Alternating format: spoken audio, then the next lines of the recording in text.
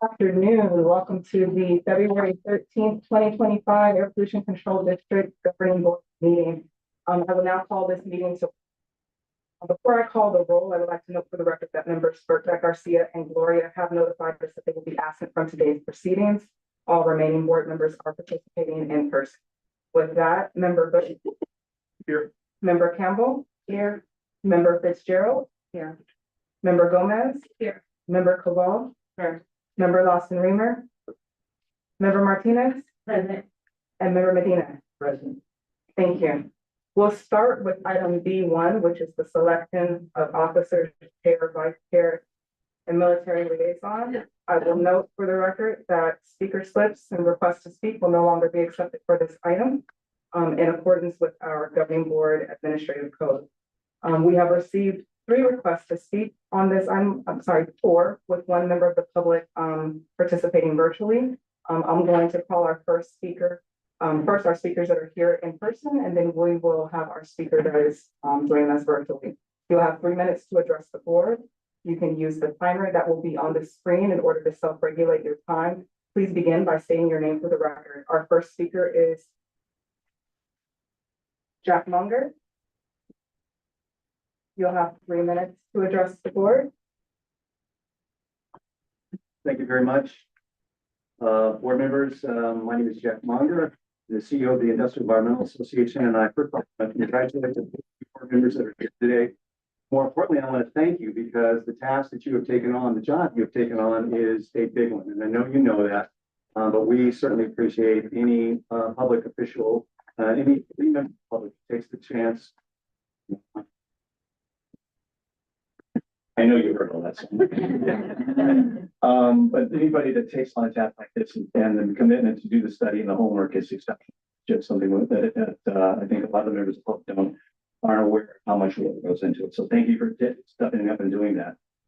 IEA has been around for over 40 years. We 50 manufacturing company members make up about 55,000 employees, or consists of about 55,000 employees in the San Diego region alone. On behalf of them, I'm here today to welcome you and to thank you. As I mentioned, for over 40 years, we've been working with the Air District on developing permits, on basically improving air compliance in San Diego. I've had many discussions with governing board members over the past 4 years since the AB 423 took, and all of them have made themselves available to discuss complex issues and that surround the science of air quality. Among those, board member Marcus Bush stands out in my mind because I never once called and could not get through to him. I never once called and could not set up a meeting. Really appreciate your availability and your honesty and your straightforwardness in terms of dealing and discussing the issues we have. And that is why I think as you all deliberate on your next chair, I think he would be an outstanding individual to fill that seat. He's certainly been through a lot in the last 4 years watching this organization come together, struggles, and God knows we have a big 4 years ahead of us. A lot of us wondering how this is all going to work out. So we need someone with your sense of humor and your passion. Nobody questions your passion for air quality for underserved communities and all communities in San Diego. I think that's really important. So I want to thank you for the opportunity to speak to you today. I'm looking forward to working with each and every one of you, to meeting you on a more personal basis, having a chance to work through some important tasks. The staff you've got serving you on these issues is outstanding, smart, talented scientists and engineers, and I think it's going to be a very enjoyable 4 years for you. So thank you very much. Thank you. I'd like to note for the record that member Lawson Reamer has joined the meeting. Our next speaker is Cesar Javier. You will have 3 minutes to address the board. Please self-regulate your time by watching the timer that will be on the screen. You can begin by stating your name for the record.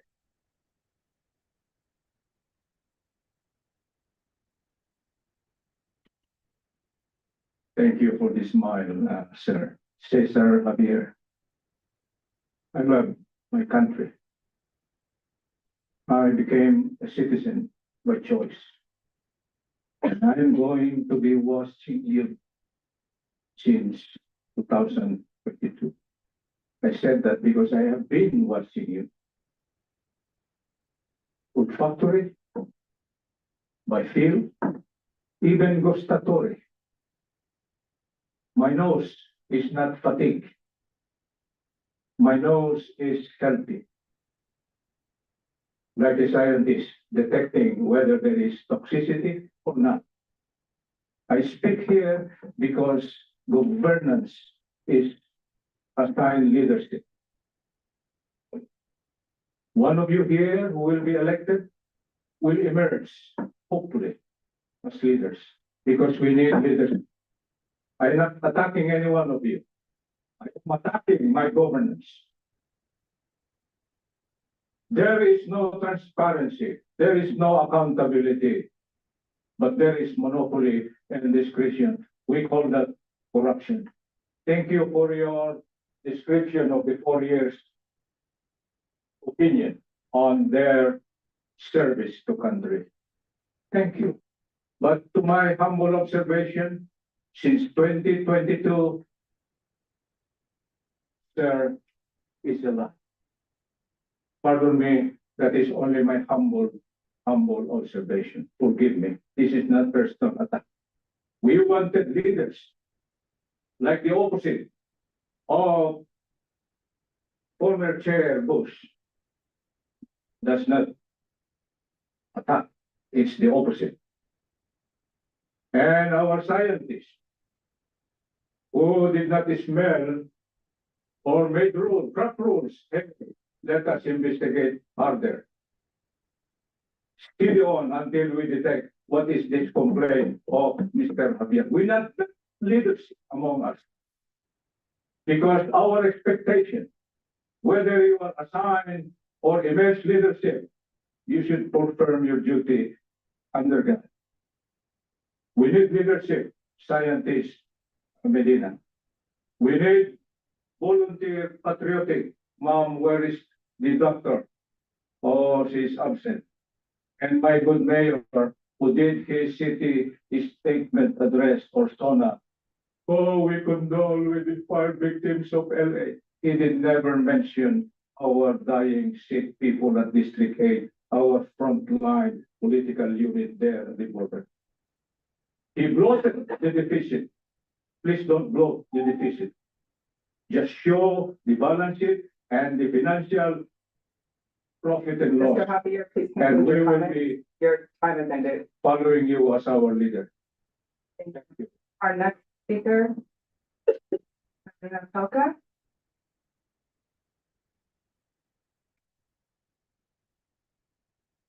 You'll have 3 minutes to address the board. You can begin by stating your name for the record. Hi all, can you hear me? Yes. Hi, good morning. This is Serena Pelka from Climate Action Campaign. I first wanted to say thank you to staff for your hard work and to everyone on the board for your work to ensure that all communities across the region have access to clean air. So as you vote today, we wanted to share our full support for Marcus Bush of National City to be chair of this Air Pollution Control District Board. He continues to be a thoughtful voice of the community and really focused on action that will improve quality of life across the region. And we know that as chair, he will continue to keep APCD headed in the right direction. And that is definitely what our communities need. Thank you. Thank you. That concludes public comment on this. That concludes public comment on this item. I will now open the floor for nominations for chair, vice chair, and military leader. Member Bush. Yes, I'd like to make a motion to request from my colleagues nomination for myself as chair, along with member Burkett Garcia as vice chair and member Laura Koval as military liaison.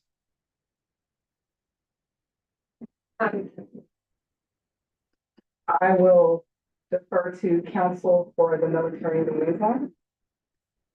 And we can discuss that further. I just want to make the motion and I'm open to, before we get, may I just comment it in from just what my thoughts are there, and then, you know, maybe we can get recommendations moving forward.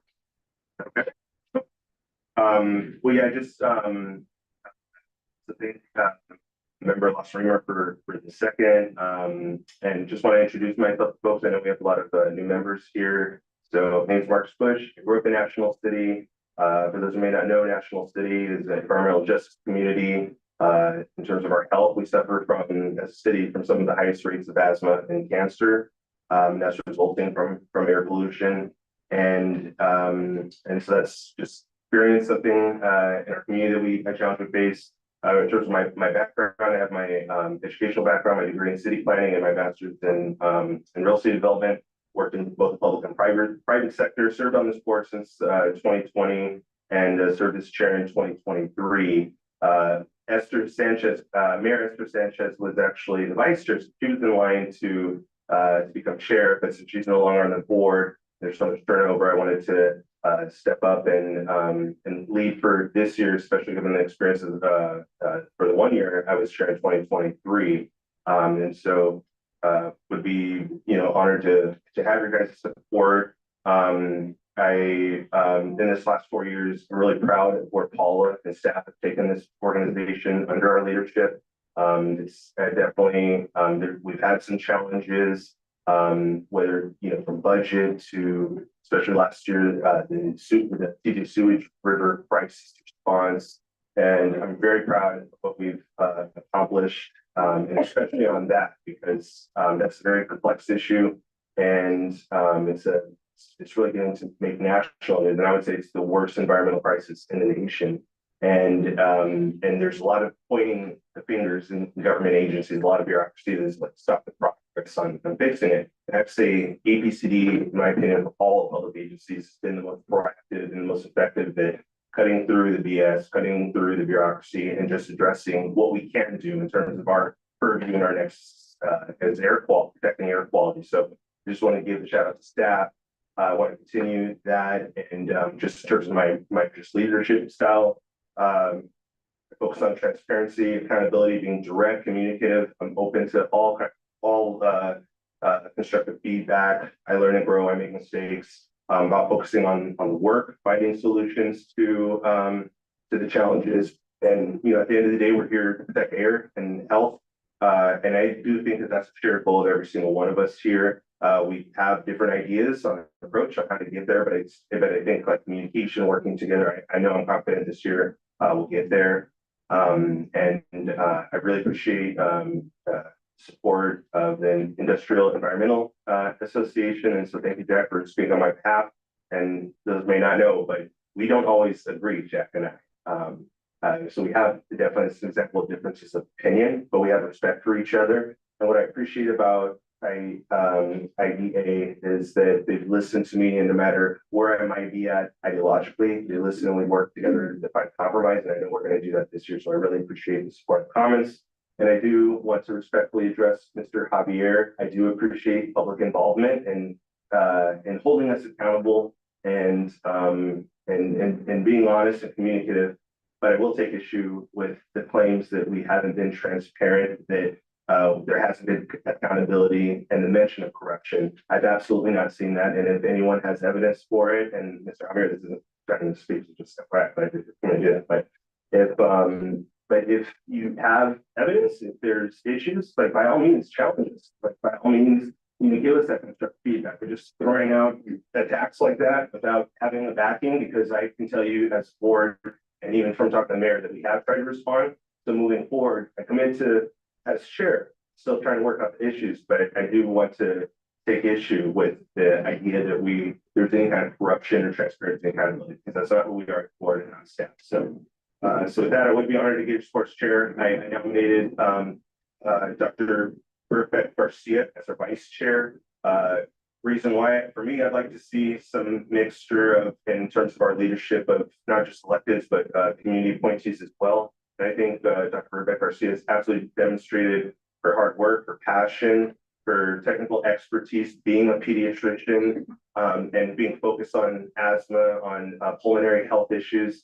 And I know specifically last year on the sewage crisis, that I worked very closely with her. She worked with our staff behind the scenes, lending her expertise, her advice, reviewing research studies, connecting us with scientists and experts. So I think she'll continue to do that. And I hope, that eventually that she's in line for chair. I think she'd be really effective. And I nominated a member at Cobol she's new. We just met a month ago for this, and so I'm nominating her for this military liaison position. But I think that it's important too that even the new members, we give leadership opportunities. And I got a chance to meet with her, and I was very impressed. Not just we have some personal common backgrounds, having worked at Peckle Park and just professionally, but we share passion for just getting the work done, working together. And she actually has experience when she was at the project being a military liaison.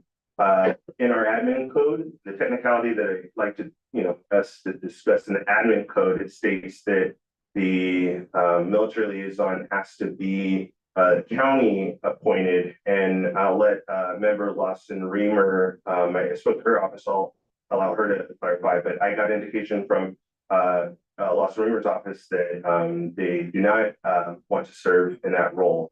However, it's in the admin code, so I think, as I understand it, it's a board policy code that we can amend. So we maybe can't take action on member Cobal's appointment today, but I would at least, I'll leave the motion as is, and if I need to amend it based on council's input, then I'll amend it. So that concludes my comments, and I'm definitely open to any questions or any comments from my colleagues.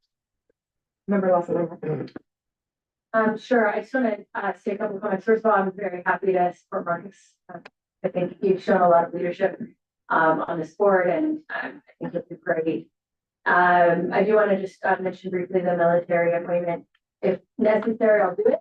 That's what's required, but if there's interest, I don't feel like we need to monopolize leadership. I'm very interested in sharing that and creating more opportunities for everyone who has stepped forward to serve on this board to be able to be in positions of leadership. And so if that's an interest and if that's possible, I'm also very open to that. And I feel like sometimes there's just a default assumption that it should be a certain seat, and I really want to make sure that we're bringing up all of our leaders. Thank you. If I could just, it's actually, remember, it's actually not just part of the admin code, but it's also part of the health and safety code, the requirement that the military liaison be among the 2 board members on the county board supervisor. Something today would be to be enrolled on a military liaison who's not a member of the board of the county. However, I do note that item 2.6, 1.6, when it's talking about nominating the chair, vice chair, and military liaison, it does allow for the board to conduct this business at future meetings of the year.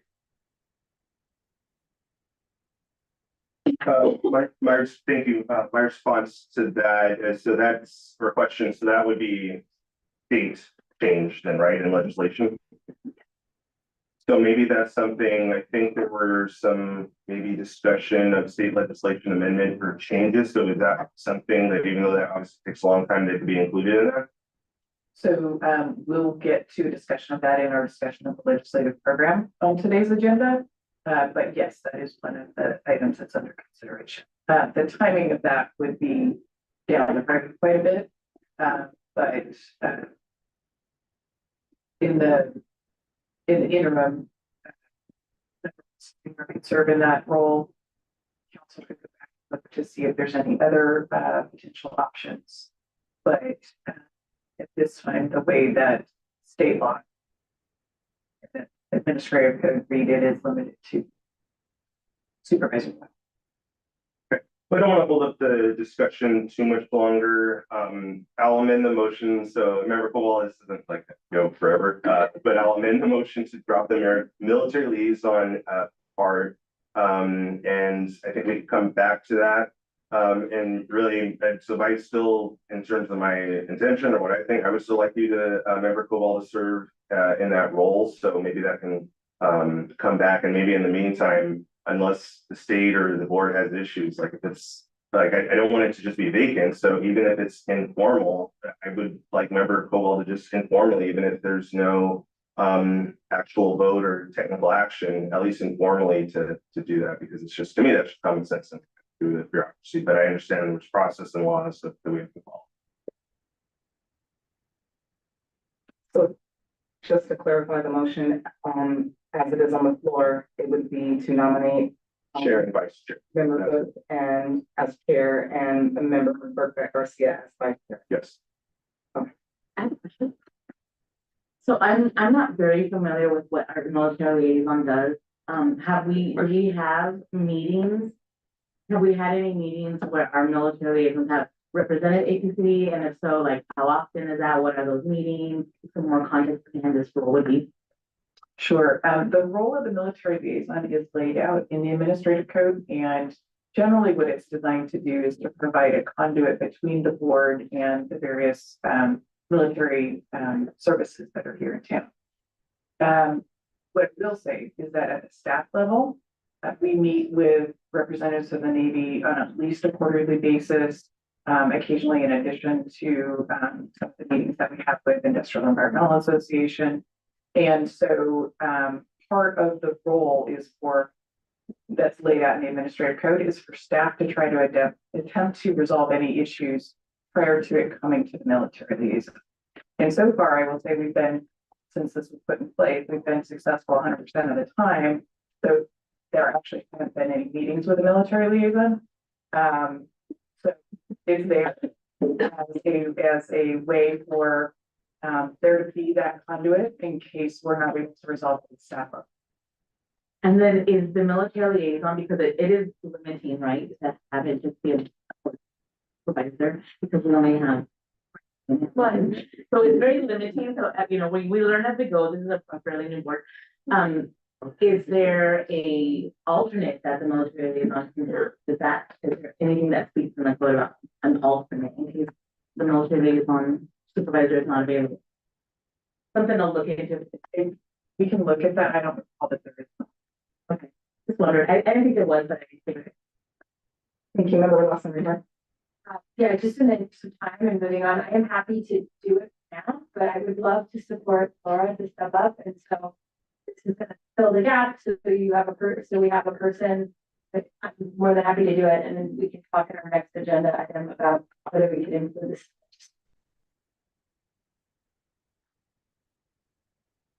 That's great. Okay. So there's a motion on the floor for chair and for vice chair, and if the maker of the motion would like to also include direction for staff to work with council for further legislative action regarding a member that is not a county board of supervisor to hold the military liaison position.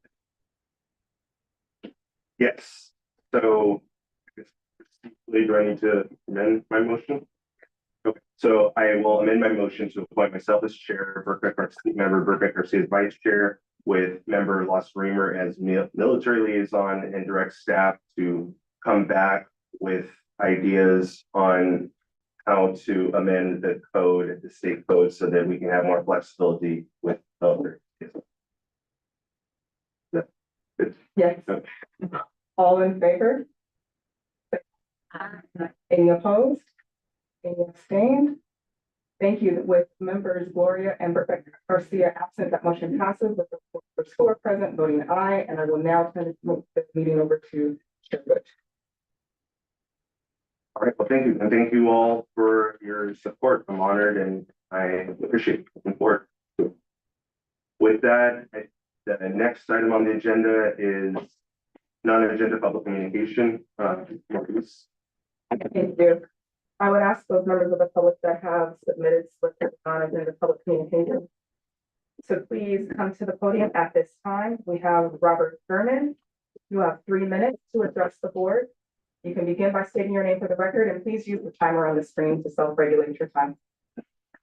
Robert Berman. On Tuesday, January 28th of this year, the chief of the Monitoring and Technical Services Division of the San Diego County Air Pollution Control District was notified that the San Diego City Public Records suggested that the amount of lead emissions due to the continued use of 100 LL fuel at McHugh Gibbs Executive Airport has now exceeded the 1-ton mark per year.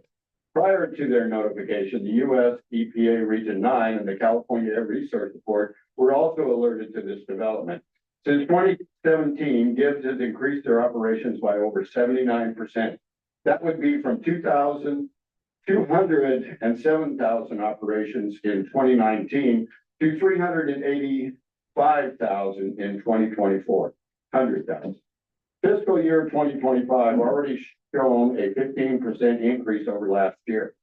In 2017, the EPA's National Emissions Inventory database listed Gibbs as having 0.588 tons of lead emissions per year. Fuel amounts for the 2017 were made available, but the airport has been less than forthcoming with the 100 LL fuel amounts for 2024. According to the airport, the addition of Swift UL 94 unleaded in November of 2024 has amounted to a mere 28 gallons sold to date. Despite the fanfare of them providing unleaded fuel to save the environment. Although other industries would be monitored for lead on a daily basis if they go over 0.5 tons per year, the industry with the largest source of lead emissions in the U.S. is general aviation airports. They are not monitored for lead until they reach 1.0 tons. In spite of that glaring unfairness to mostly people of color that have lived closer to these airports, Gibbs Airport in San Diego County seems to have exceeded that mark. Should these statistics prove to be true, then San Diego Air Pollution Council District would have the responsibility to monitor Gibbs daily for the next year for lead, regardless of any changes they quickly decide to make. One would think that airports owe that diligence to the parents of the children who live near Montgomery Airport. Even airports need to embrace the fact that there is no safe level of lead in our blood, and especially for our kids and pregnant mothers. Thank you, Robert Berman and advisor Jerry J. Keller wrote this letter. I also have enough time to make a comment. I disagree respectfully. Leaded aviation gas is the most important environmental concern in our nation at this point. EPA gave it an endangered. Thank you. Our next speaker is Sarita Javier. You'll have 3 minutes to address the board. Please self-regulate your time using the timer that is on the screen, and you can begin by stating your name for the record.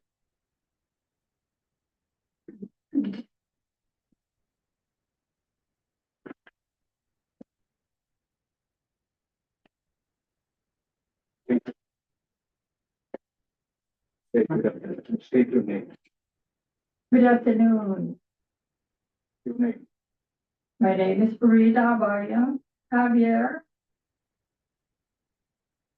My patient, Farida Javier, requests that my documentation in regards to how her surrounding environment affects her health. She continues to have significant anxiety in regards to the possible health effects related to air quality around her home. Her neighbors are killed. The use of which may have contributed to address symptoms, if not to her health, physically, then psychologically. Scoring for depression via the PHQ questionnaires is 16, which is moderately severe.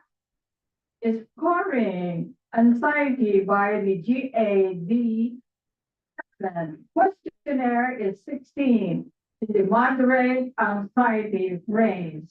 She lives in fear of her own home, avoids being outside. Patient Cesar Javier is a 71-year-old male and is under my care.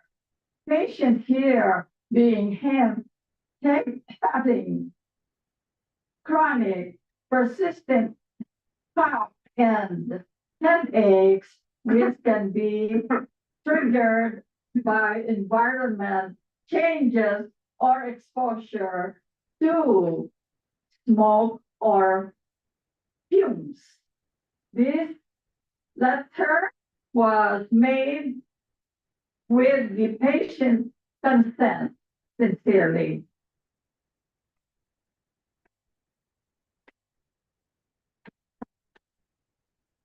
Cesar Javier, they call me Uncle Cesar in my community. And it is frustrating. It defines corruption in the system.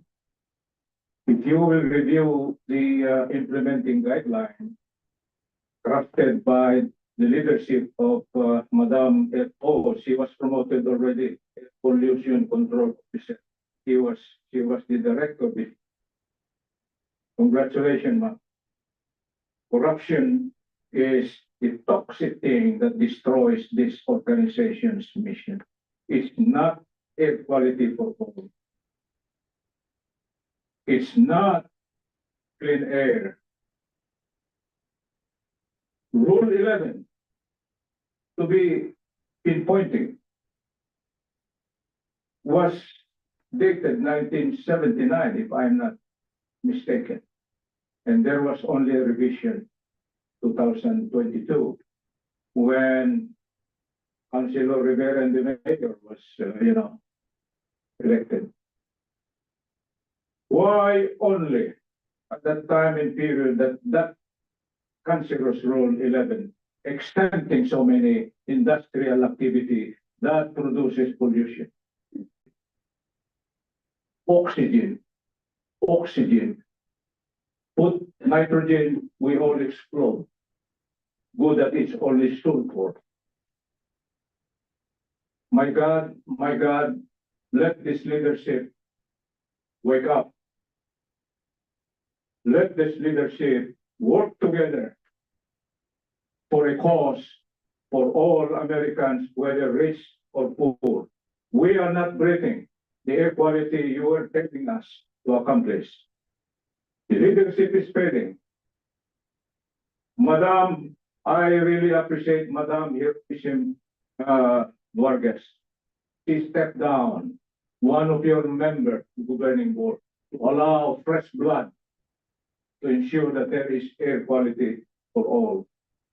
We recommend Ma'am Forbes to step down now, including the mayor of the city of San Diego, including the former chair. You see, Mr. Jaksu, retired. Your time is If ended. you cannot do your work, please step down. We can take over.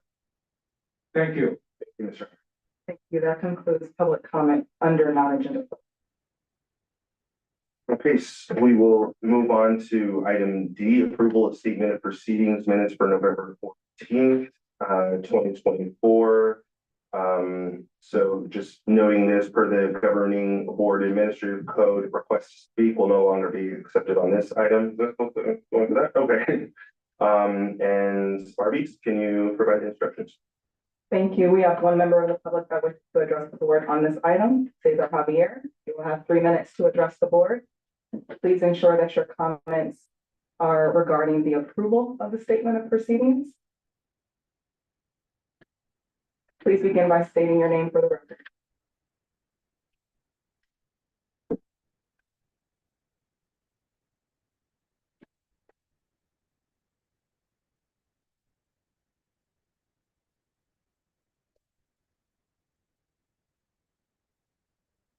May I clarify?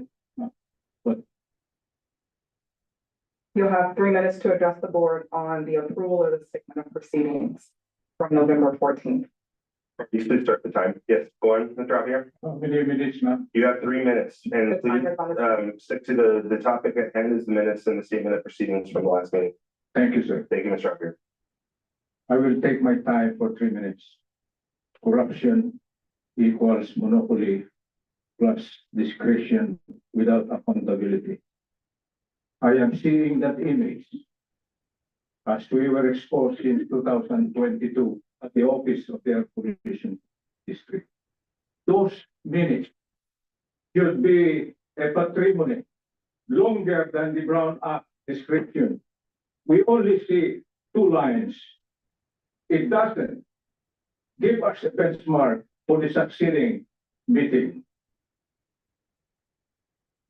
try to think of it. This should be longer. So that we know where to go, what direction to be. Unlike city mayor says, forward, forward, forward to the rear. No, sir. We forward to the right direction as called by the time, state and condition. What is happening to the victims of Tijuana River issue? You only acted July 24, 2024. That's on record. And we should would like to see it here because that was the critical decision making.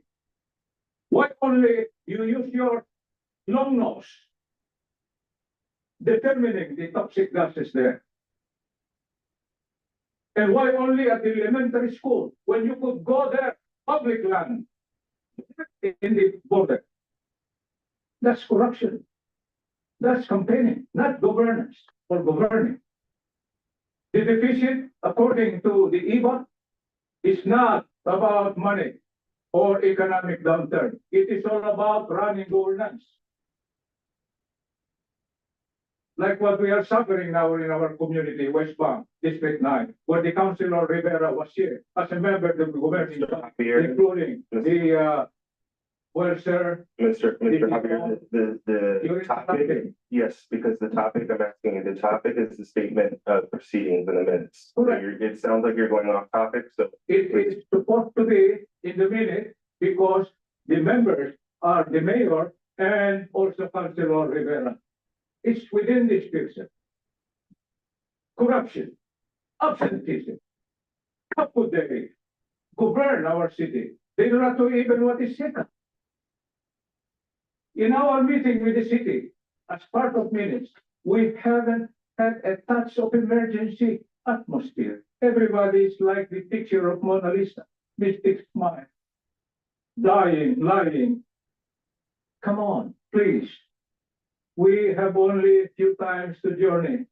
Help us. Now you are the volunteer chair. I disagree with that. Let's give us to the new blood. The volunteers and the military. Thank you, Mr. Javier, your time is concluded. Thank you. Thank you so much. Thank you. We will survive this. That concludes. Okay, I would ask for a motion to approve the minutes. Move to approve. Second. Motion from member Martinez and second from member King. All right, do you need a phone vote? Okay. All those in favor, please signify by saying aye. Any opposed? Any extension or any abstention? I'll abstain.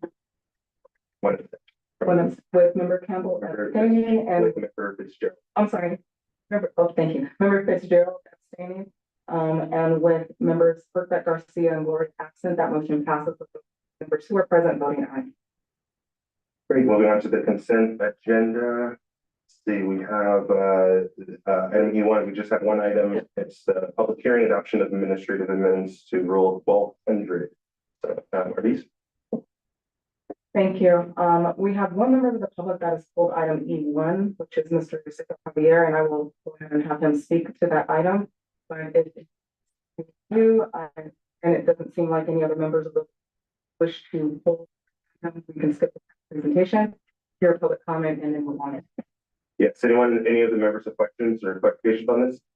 Or pull the presentation. And Mr. Javier, if you want to come and speak, and if you like, you can sit up front so you don't have to keep moving back and forth. There's a couple of chairs up there if you'd like to sit up there. You have 3 minutes to address the board. The timer will be on the screen. Please self-regulate your time. I'm sorry, sir, but that's the doctor's prescription for us to be active, so we will get more oxygen. Yeah. Now let's begin with my, how many minutes, sir? 3 minutes and it will be on the screen. Sorry. And the item is adoption of administrative amendments to Rule 12. Yes, sir. I wonder this item for discussion or consented. You agreed or whatnot. But I have a strong comment here because this is a violation of SICA. Why only now that you're attending to help task? Why only now? The issue on Tijuana, all this is connected. to what is going on, what we call crisis or emergency. What were you doing, leadership of Air Pollution Control District? In your table, you propose in the guidelines, it says that, oh, the air pollution officer will take charge of the permits. Yes, sir. The one with who described that the business sectors are happy because they are being assisted by Air Pollution Control District. The mission is not all about permit or collecting fees, mom, of this. That is not your mission. Unclassified employee can do that. Yours is to direct the direction and effort towards clean air for all. That's the direction. And you failed. And now we are discussing something supposed to be discussed many, many years ago. This is all about health. Where is the health sustenance for the victims? Clean purifier for air? Icebergs. We need nutrition, hospitalization, medicine. Are we doing that? Oh, we are in direct contact with CDC. We ask CDC on our issue, and they just give us case number. What is this governance along with SICA vision? That is one of the strongest pillars of our constitution, to take care of humans and the thing. And we are failing because this oxygen is vital survival. The military knows that, the public knows that. You should be seated here, many as you, to put a balance in decision making. Something is wrong. Corruption is the equation of monopoly. You monopolize stagnation. You monopolize lying. You didn't ever present even this financial statement to convince us that you need cost recovery effort. Come on. Ma'am Nora Vargas is stepped down to find out the real thing to be discussed. Thank you, Mr. Javier. Your time is concluded. Ma'am Rimer, Thank you, Mr. Javier. Your time is concluded. thank you. That concludes public comment on this item. Right. I think, do we need a motion to close the public hearing?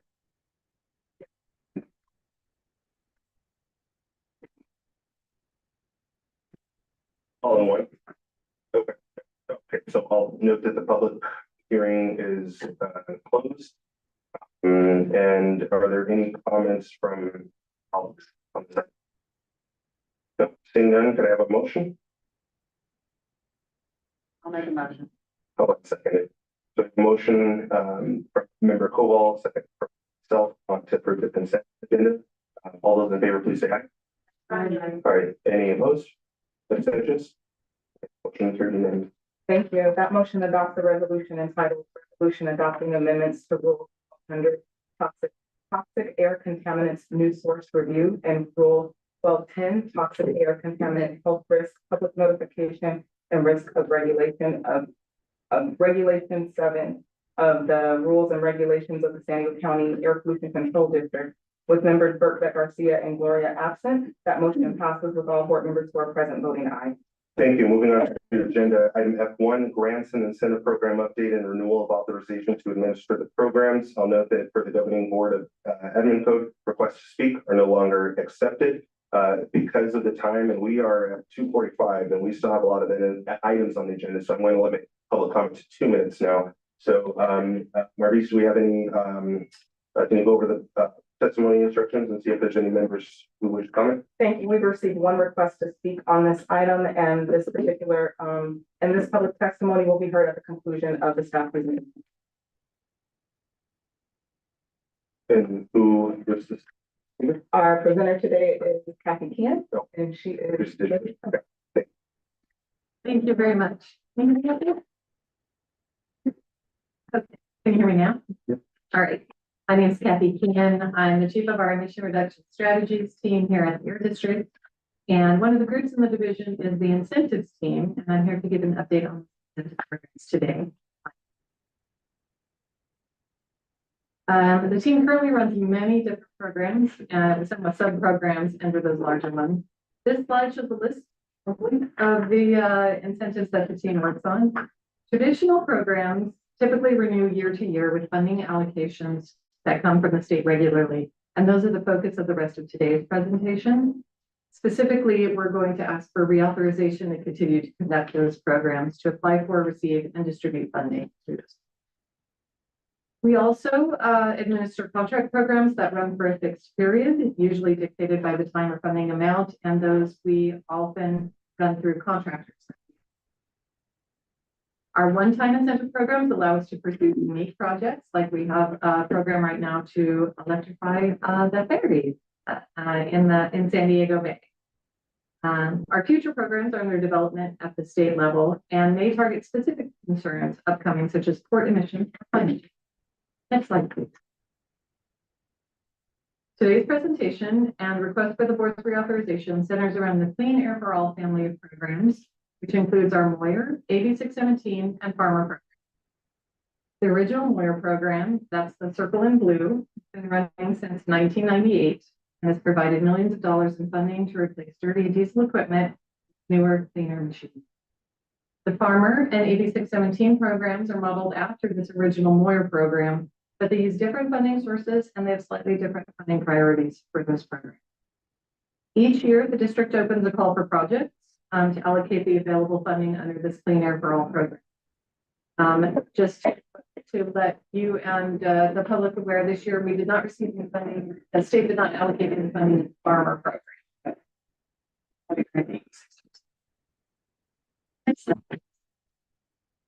I wanted to show you today some examples of the kind of projects that we fund. We've provided funding for dozens of electric school buses, for example, in San Diego County.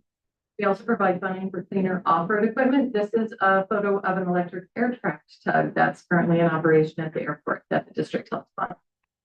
We fund infrastructure projects. Those are electric vehicle and electric equipment charging stations to encourage folks to adopt zero emission technology. And we also provide air filters for residents in disadvantaged communities. We're going to be hearing more about that in the later presentation on the Tijuana River Valley. Next slide, please. My next slide, sorry. We want to talk a little bit about the program successes. Very proud of these programs. In 2024, the district paid out over $31 million for successful projects that reduced over 329 tons of emissions in our region. The district currently has $58 million obligated to specific projects that will be completed in the next 3 years, including funding for infrastructure, buses, trucks, agricultural equipment, and marine vessels. That $58 million includes funding that we've allocated over the past few years. We've run those fundings. Next slide. Why do we run these incentive programs? The district does not, although the district has direct regulatory authority over stationary sources of pollution, we cannot directly regulate mobile sources, which make up the majority of emissions in the region. That authority rests with the state and federal governments, so we need to find different strategies, such as incentive programs, to reduce emissions from those mobile sources. Incentives also encourage emission reductions that would not otherwise happen as quickly from market forces alone. The transition to cleaner equipment sometimes needs a nudge, and we all benefit from those emission reductions. These incentives also allow benefits to go to those who participate in the program. Businesses and individuals who are willing to take early or extra actions in San Diego to reduce pollution are helped financially, and they serve as role models and experts for others who want to follow. Our incentive programs are voluntary, and no business or individual is required to participate. These programs usually have requirements to spend a percentage of funding in environmental justice communities. We'll talk a little bit about that. Note, these programs currently use state, not federal funding, so we're not subject to federal funding disbursement. Slide, please. Our programs focus on environmental justice in the region. We do that using a state tool called CalEnviroScreen to encourage projects for locations that help those most impacted by. For the Moyer program, half of the funding that we receive in the region must be spent in either state designated disadvantaged communities or low income communities. For the Community Air Protection Program funds, or 86%, 70% of those funds need to be spent in on projects that benefit disadvantaged communities, and at least another 10% on projects that benefit low income. Next slide, please. While incentive programs are incredible levers to affect change in the region, they come with their own set of challenges. Some things that hamper our abilities to do everything we'd like to in the incentive programs include restrictions on the type and scale of eligible projects for funding, administrative requirements, like the need to have a contract with the air district, reporting and insurance requirements, and the fact that payments are typically reimbursements, all factor into difficulty for participants in our program. We also have a challenge with the requirement that for air districts must provide a 15% match for Moyer funding in the region. So for every $1 million the district spends on Moyer incentives, we must find an additional $150,000 from other sources to match that. The sheer number of programs available at the state and local level can make it a challenge to figure out what program is right for a particular applicant or a project. And the current uncertainty around state regulatory authority and waivers can increase uncertainty about the programs. Some of the difficulties are outside the program's control, such as the availability of equipment due to supply chains and other issues.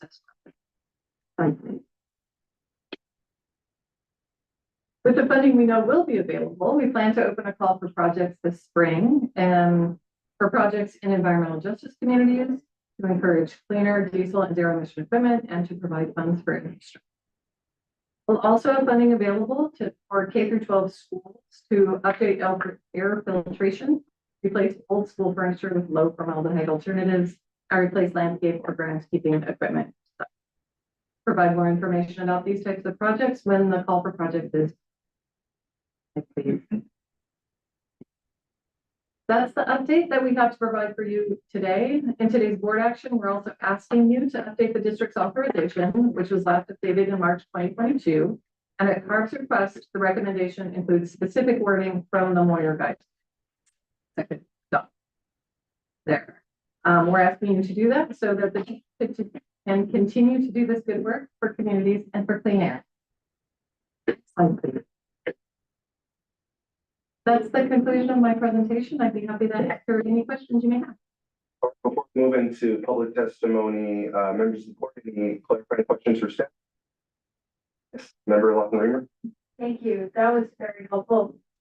Just a couple of questions. One is, my understanding is that the vast majority, if not all of these incentive programs are funded by California state funds. I just want to clarify whether there's any federal funding involved in any of our incentive programs or our EJ work, which would obviously potentially be jeopardized if I can speak to that briefly. The incentive projects that Kathy's talking about today, I think all of those at this point are state funds. We will on occasion get projects from the Federal Diesel Emission Reduction Act, but at this point we don't have any of those funds in house or any of those funds on the board. Your question about EJ, particularly, we do have some other EJ grant funds that are not necessarily tied to incentives that are subject to the current freeze that we're dealing with at the federal level.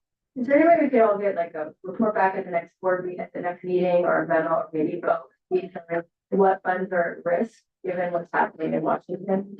Sure. Yes, Member Locke-Reimer, I'm planning to address that briefly in my APCO report as well, but we are watching that very carefully. As Mike mentioned, at this time, there are two funds that are at risk that are currently frozen. They're both one-time grants, so it's not ongoing operational funding for us. But one is under the Inflation Reduction Act. Well, they're both under Inflation Reduction Act. One is specific to environmental justice, our government-to-government grant. So those have been involved in the freeze, and we're continuing to watch those. But happy to provide a memo and an update at the next board meeting. That would be great. Just for us all to know what programs are being targeted in our own community. Yeah, absolutely. Sure, be super helpful. And then second of all, I thought you had a lot of insights on what this sort of great idea, these incentives, that is really administratively difficult. Have we done like a little note to say, hey, lessons learned, these are great programs, but these are how it's being difficult to administer, that we could share with some of our, as part of our legislative agenda? We work pretty closely with the other air districts and with the California Air Resources Board on those incentive projects, and we definitely let them know our concerns about the difficulties of administrating. I will say to that end, we recently were successful working with the districts collaboratively to increase the admin amount that districts can collect on those funds. So that's going to be a big help going forward. I think it doubled from 6.25% to 12.5%. So that's going to help in and of itself. But yes, there's constant communication from the air districts to CARB about what's working, what's not working, how we can stream it. I thank you, Member Lawson. Does any other board members have something? So how much are we giving out in funding per year? Well, if we go back to the slide on slide 6, I think on the program success last year, we provided $31 million. This year, we expect about the same. Yeah, we'll be paying up 58 million over the next 3 years. So yes, plus whatever we can allocate this year.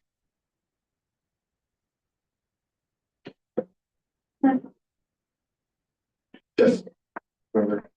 And in that same, questions that were being asked, maybe you're prepared now, but if you're not, maybe the 31 million, what is it? On to get to April's split. Just curious. It's a number of projects. I don't have the exact number. Today, somebody that can. I think Member Martinez, did you have a question? Any other members? All right, with that, we will move on to the public comment. So again, for the sake of time, public comments, 2 minutes. Thank you. I call for Mr. Cesar Javier. You will have 2 minutes to address the board. Please use the timer that will be on the screen to self-regulate your time. You may begin by saying thank you. Commissioner. Yes. We are anxious to learn how much we received last year and how much do we expect again this year. Last year, we would like to see the balance sheet, the profit loss for transparency and accountability. Second point here is we have already established some targets to reduce air pollution.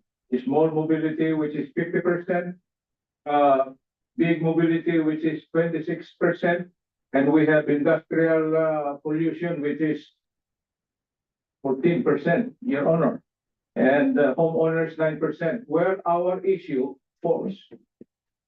How do we erase that air pollution there? Should be the incentive targets, if I may suggest. It's lacking. We have the power, we have the money, but you cannot tell us whether we're wasting it or saving it. We must know that to build confidence. So we will pray for you to continue the good work.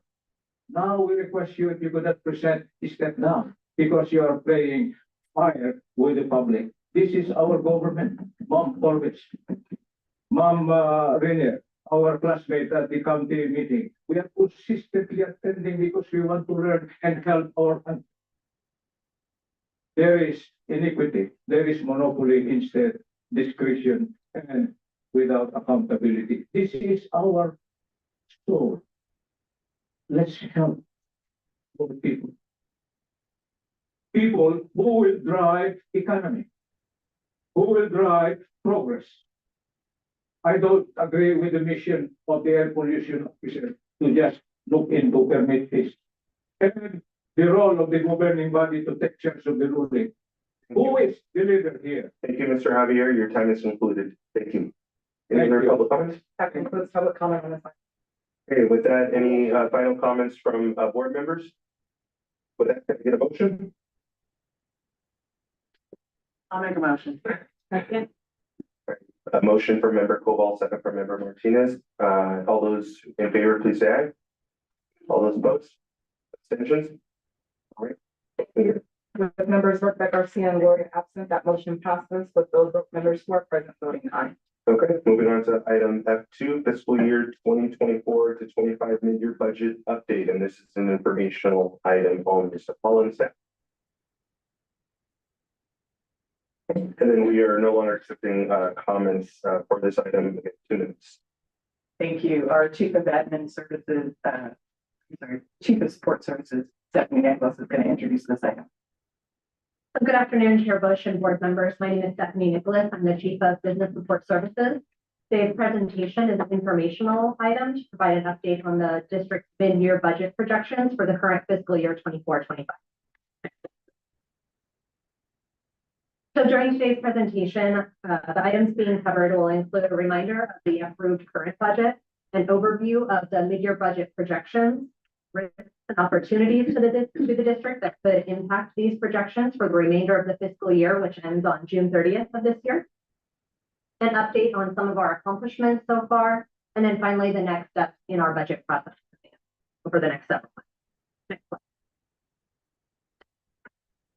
Just to revisit, and for new members, a 24-25 adjusted budget of $167.8 million was approved by the board and includes adjustments to the originally adopted budget, which include bringing relief to residents near the Tijuana River Valley, to increase funding for our 8617 incentive programs to facilitate additional emission reduction project grant awards, and carry forward costs from projects not completed in previous budget years, such as contracted incentive projects, fleet purchases, and some of our EV charging station structure. The $167.8 million adjusted budget includes an operating budget of $44.4 million and a $123.4 million special revenue fund. The budget also included the approval of 1 new position for a total of 100. As part of this update, I will focus on the status and projections of the operating budget. Kathy just gave the incentive. Operation. Next slide. So the adjusted operating budget of $44.4 million includes 3 major budget categories. Fees and benefits, which is the cost to pay all salaries, including negotiated labor agreements, all benefits, including health insurance, workers' comp, retirement. It also includes services and supplies, which are the costs that the district is responsible for. Salaries and benefits, these include things like UT, facilities, utilities, office equipment, supplies, things like that. And then the third category is capital assets, which covers the cost to purchase tangible assets that will benefit more than 1 fiscal year. These are things like. So the graph on the right of the slide represents the adjusted budget for each of the categories shown in blue, and then the amount the district is projected to spend by the end of the fiscal year based on actual spending through December of last year, shown in green. So we are projecting to spend $29.9 million in salaries and benefits. That exceeds our budget by $0.4 million. This is primarily due to a good thing. Our vacancy rate is trending lower than what we expected. It is causing the spending to be projected to be more. In terms of services and supplies, we're projecting to spend $13.4 million, which is $2.5 million lower than expected. And this is due to the early completion of 1 incentive project and the cancellation of another incentive project by a vendor. And both projects have offsetting revenue that will now no longer materialize. We won't get that. Although we're not spending it, we're also not getting that. And then we are on track to spend nearly all of our funding for capital assets, includes the purchase of EV vehicles and hydrogen sulfide. So in summary of the $44.4 million adjusted expenses included in the budget, we're projected to spend $42.3 million. Next slide, please.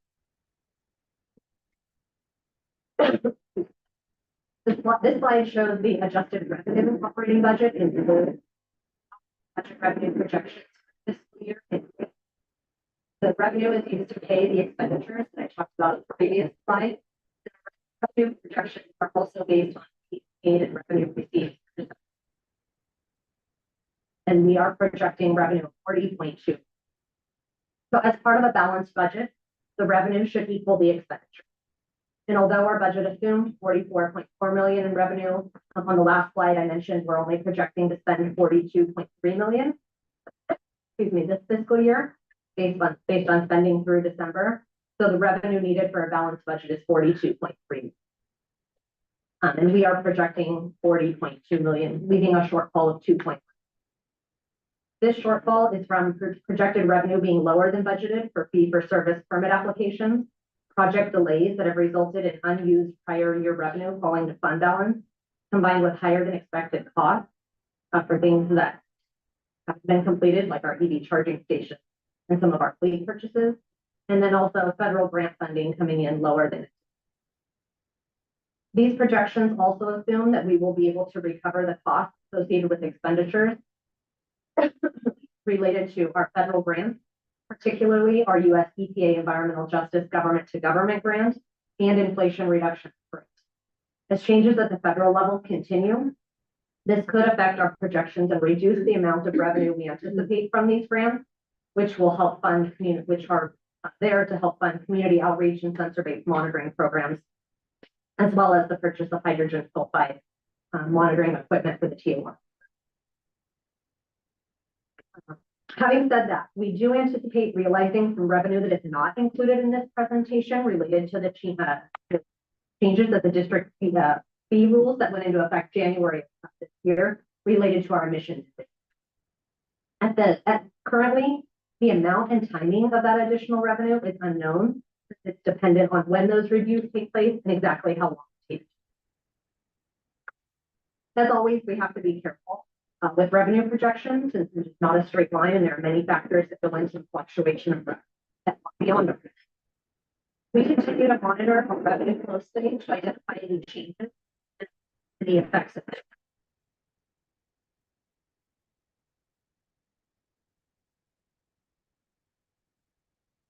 Although we did not include the use of operations fund balance in the fiscal year 24-25 budget, we are currently projecting to use 2.1 million of our operations general fund to fill that revenue gap.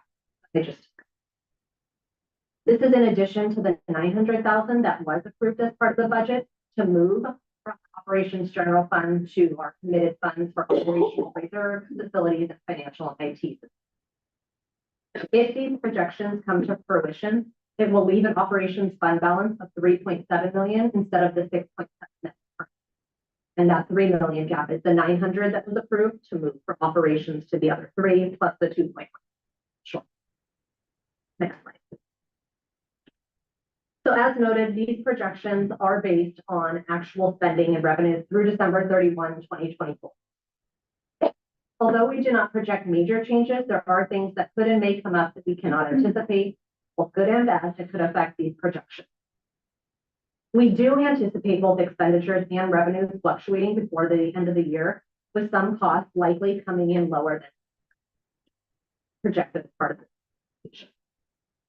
There continues to be delays in manufacturing and supply chain, which have and could continue to affect the purchase of capital asset equipment and the replacement of our fleet vehicles.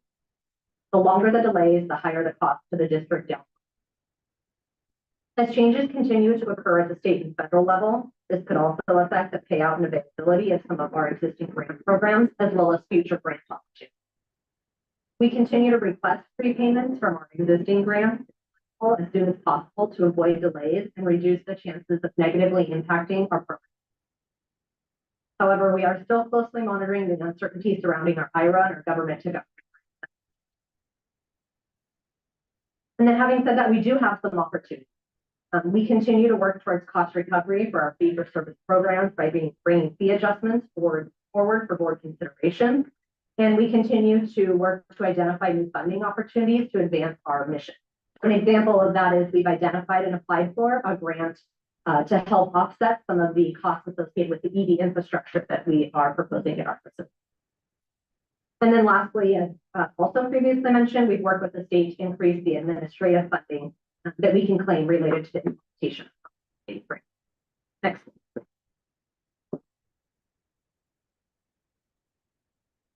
So as part of the approved budget for fiscal year 24-25, we've made both expected and unexpected strides in achieving and advancing our goals and objectives to enhance the quality of life and achieve clean air for all. Some of these accomplishments include responding to the Tijuana River Valley crisis by developing and implementing several tools and programs, which you'll hear more about in a later presentation. We have continued to bring forward cost recovery packages to offset costs for fee-for-service programs. We've funded several emission reduction projects in the previous presentation. We continued our commitment to engagement and environmental justice by launching a community cohorts across 10 disproportionately hurt by emission. We've implemented tools to enhance data availability. And we've introduced enhancements to our online mapping tool to show health risks associated with air toxic emissions from facilities subject to the air toxic hotspot program. So those are just a few of the highlights so far this year. We'll continue to strive towards achieving and setting new goals within the current and future budget. Next slide. So the previous information was about where we are at in terms of our mid-year budget performance for the current fiscal year, but I also want to take a moment just to set the stage for key budget updates associated with the upcoming. So the fiscal year 25-26 recommended budget will be released to the public on our website on April 8th. And then on May 8th at 5 p.m., we will present the recommended budget to the governing board and stakeholders.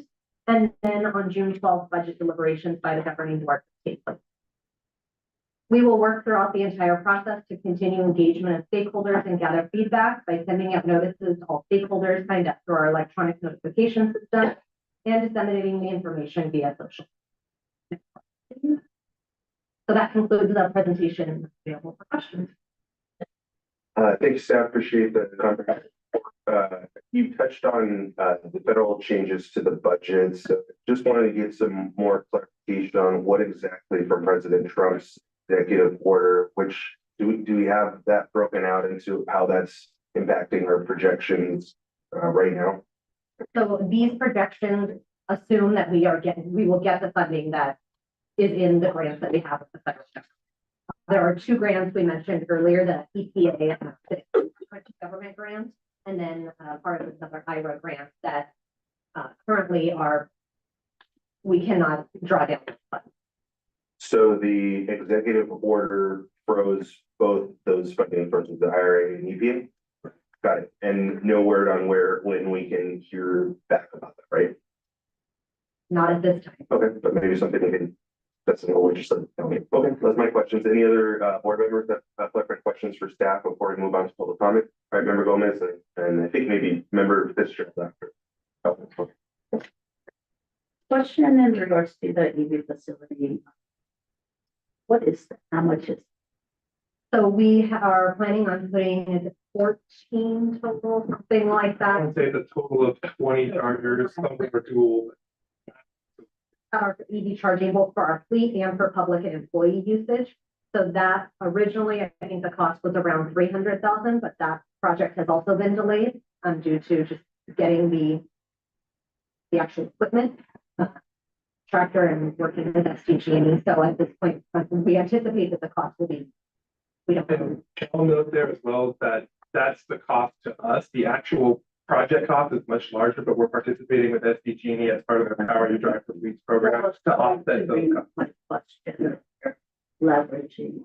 We're leveraging that, And then another grant that we think will offset. It's not going to be a ton of the cost, maybe 50, 60,000, but that's the other grant that I mentioned. All right, any other member questions? Seeing none, I think we are ready to move on with the public testimony. We have one member of the public that wishes to address the board on this item. Cesar Javier, you'll have 2 minutes. Yes, 2 2 minutes. minutes to address the board. Please On begin by budget. stating your name for the record, and please self-regulate your time using the timer that is on the screen. Cesar Javier, I wonder that revenue, hidden revenue, if I may say, because I have attended hearing boards when a particular big businesses are cited or were cited and to settle the penalty in terms of money.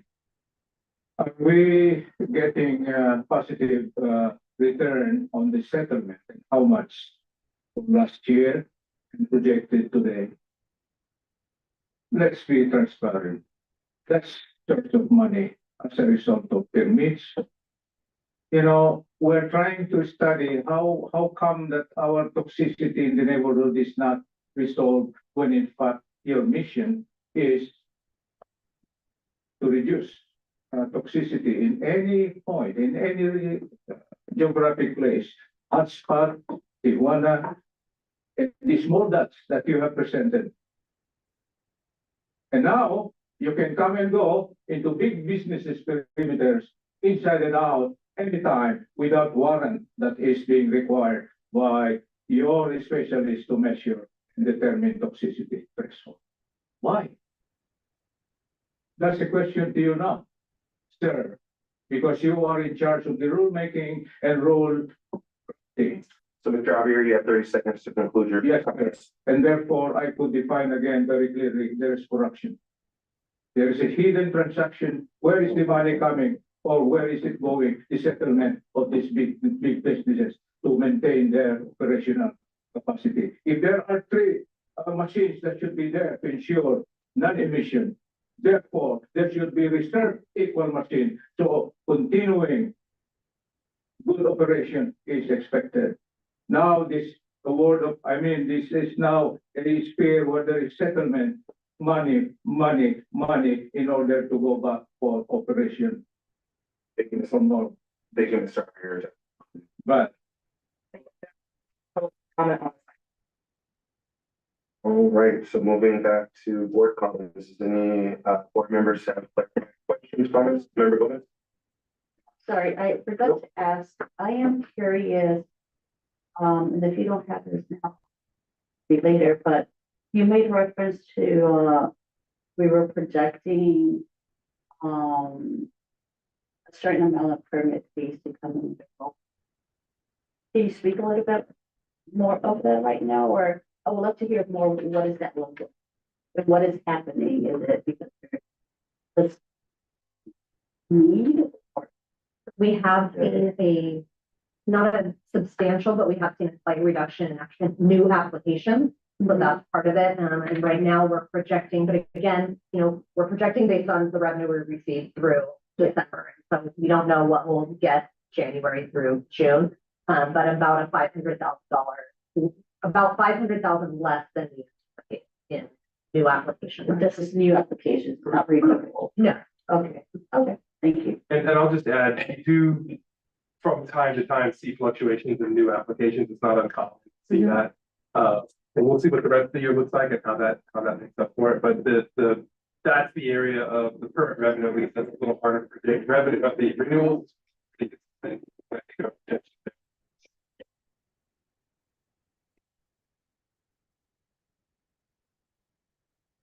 Any other questions from the board? All right, with that, we'll move. This was informational, so I'll move on to the next item. But appreciate staff for all the hard work on this very technical work, and we have some challenges this year. What I plan to do, I started doing this at the city, National City. I created an informal budget committee so that we can all sit around a round table and just nerd out over budgets. And it's definitely something we can do for those of you who are new or interested in doing that kind of exercises and activity, because it's good to get down into the nitty gritty. And this is what, you all know funds everything. And we definitely had some challenges this year. And so definitely open to, you all scrutinizing this, looking at ideas on where we can make efficiencies, cuts, improvements, but really we need to be generating more revenue. So, and definitely could use everyone's support on lobbying to do that. So with that, we'll move on to item F4, and that is F3, the adoption of the 2025 legislative program for our APCD. Is there staff presentation? there is a staff presentation by APCO Public Service. Thank you. Thank you, Chair Bush and members of the governing board. So this item is a request for approval of our legislative program for the 2025 calendar year. The draft legislative program was provided to your packet and includes proposed priorities for legislative action this year, as well as guideline statements that provide guidance to staff as legislation is proposed on short notice. This is the third year of our program, and this program was considered by the Planning and Policy Committee at its meeting in December of 2024, recommended for approval by this board. Since that time, a few changes have been made to it. Those are shown and underlined in the version that was sent to you in your packet. Next slide, please. So before we get into this year's program, we wanted to do a quick recap of priorities from last year. As Mike mentioned earlier, we did work with our sister agency at the South Coast Air Quality Management District on legislation related to the Moyer incentive program. This bill passed and it expanded the liquidation deadline for Moyer funding from 4 to 6 years. That's important. As you heard from Kathy, a lot of these projects are very complex and require a lot of different moving parts to come together in order to make the project a success. And so this was an important change in the legislation to allow the districts to fund more of these projects. This legislation was initially proposed to also increase the administrative fees that were available to the district. And then that was removed from the proposed legislation because it was determined that CARB could do that through its regulations. And so CARB made a change to the regulations, increasing that admin percentage that we can draw from those grants from 6.25 to 12.5%. Next slide. So one of the other priorities I wanted to call to your attention that went through last year was a bill that increased compensation for members of governing boards, ours being one of them. And it also increased the availability of that compensation to all members of the governing board. Previously, only the public members were allowed to receive compensation for their participation on the board. We worked again with our counterparts at South Coast on this legislation to make compensation available to all of the governing board members and to increase the allowable amount. So we'll come back to this proposed change when we talk about the admin code in another item. Next slide, please. So this legislation we worked with Bay Area Air Quality Management District. This increased the penalties on the largest sources of air pollution. So it amended state code to allow for a tripling of maximum penalties for what are known as Title V sources. And these are federally regulated sources. Again, the largest sources that we regulate. There's approximately 30 of them in San Diego County. So what it did was just increase that ceiling by 3 times. Next slide, please. So moving on to our 2025 legislative priorities, to Chair Bush's comment, top of the list is looking at additional funding opportunities. One of those that had come up in prior legislative sessions related to registration fees from the Department of Motor Vehicles. Currently, every car in the County of San Diego pays a $4 fee that comes via the DMV to your district. Most other large districts, all other large districts have a fee of at least $6, some of as high as I believe $18 or $19. So we have been working with other districts on potentially increasing this fee or looking at other funding opportunities. At this time, we're not anticipating, an imminent opportunity here, but we're going to continue working to look not only at this funding opportunity, but others that might be available through the legislative program. Next slide, please. And then this priority relates to our 8617 programs or our community air protection programs. And these are provided for in state law. And it's a program led by the California Air Resources Board to improve air quality in communities that are disproportionately burdened by air pollution. So as you saw with the incentive programs, there's a lot of focus in these communities. From that side, this program also increases the attention that air districts pay in these communities via development of community emission reduction plans, and community air monitoring plans. And so this priority relates to support for the ongoing and the funding that's required to carry out those activities, as well as this program is linked to cap and trade, the cap and trade program that the state of California has. So that's where the funds for this program are generated. Next slide. And then another priority that we have here, obviously, is our response to the Tijuana River Valley. We're looking to support any legislation that would address the root cause of the problem. As Chair Bush mentioned, we're doing what we can with the small amount of jurisdiction that we have over the issue, but certainly there's greater problems that need to be addressed. So this would also include in the priority increased funding for monitoring community odor advisory programs, as well as air purifier distribution. Next slide, please.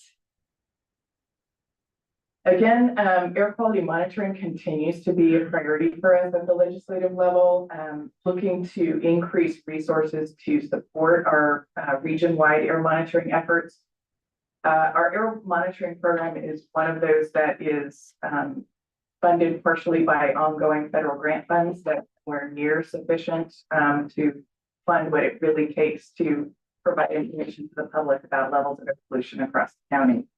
So we are looking at this as a ongoing legislative priority.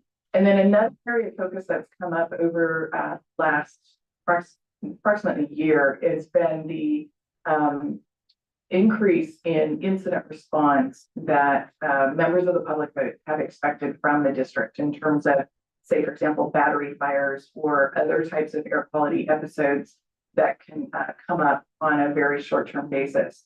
There are discussions going on about developing a statewide incident response program that could be housed out of various districts around the state, potentially with the entry of mutual aid agreements between districts to be able to provide that response. It's also come up in the context of the LA fires and other incidents around the state. So that's something we would want to be able to support if it comes to pass.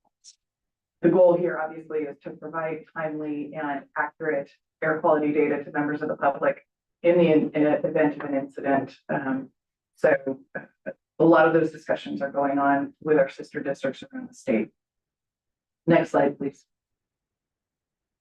And so finally, there are a few priorities that we've touched on already that were included in what was presented to the Planning and Policy Committee. In addition to that, you'll note in the packet that there were an addition, and this is related to minor amendments to AB 423. This gets to the discussion that we had at the beginning of the meeting related to military liaison. So potential amendments could include clarifying the eligibility for appointments, not only for military liaison, but our San Diego representative to the California Air Resources Board, potentially staggering terms for governing board members so that, as you'll see, we're going to have a lot of new members all at once. There may be a potential to stagger those terms going forward, and to then clarify the city selection committee appointment process. So those are all options that we may look at in terms of our legislative priorities this year. Next slide, please. So those are the legislative priorities. I want to touch on some of the new guidelines that were added. These were added prior to the program going to the Planning and Policy Committee. One related to environmental justice and looking at cumulative health risks. Another focused on public health and supporting legislation and administrative actions that assess air contaminant impacts on public health based on new research and findings. And then finally, one related to climate change projects that facilitate the expansion of zero emission technologies, including sustainable development and expansion of the power grid. And so these are all proposed for inclusion in the guidelines going forward. And again, these guidance statements are to allow staff the ability to be able to respond when legislation comes up on short notice. The board as a whole meets about every other month. and legislation can be proposed and changed on a dime. So the guideline statements are there to be able to provide guidance to staff as to in those different periods. Next slide, please. And then finally, as I mentioned, we're in the third year of our legislative program. We're continuing our program development. Last year, we brought on a management fellow to support our legislative program. We're in the process of hiring that position again for this year. And then we're also developing our internal program framework more in a more robust way and looking at developing legislative tours for local legislators. As we're having more and more of these conversations with our local delegation, you know, we recognize that there's a lot of technical aspects to what we do and a lot of layers of government that touch various facets of air quality. And so part of our goal is to ensure that we can develop that relationship with the local delegation so that they have a clear understanding of our role, of the role of the California Air Pollution Control Officers Association and others to be able to assist them.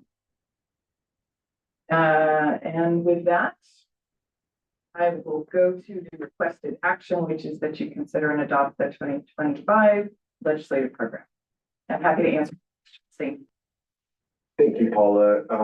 For the included in this program, where is the reference or section to, is that included in general for federal lobbying on budget? So I'm looking, there's general language at the beginning of the guidelines that And just to clarify, I don't need specific language, I'm just saying, would this language cover the recent? it would. Oh, okay. Okay, thank you. All right, did any other members have comments or questions? Yes, member Lawson. All right, let's talk about so much today. Yeah.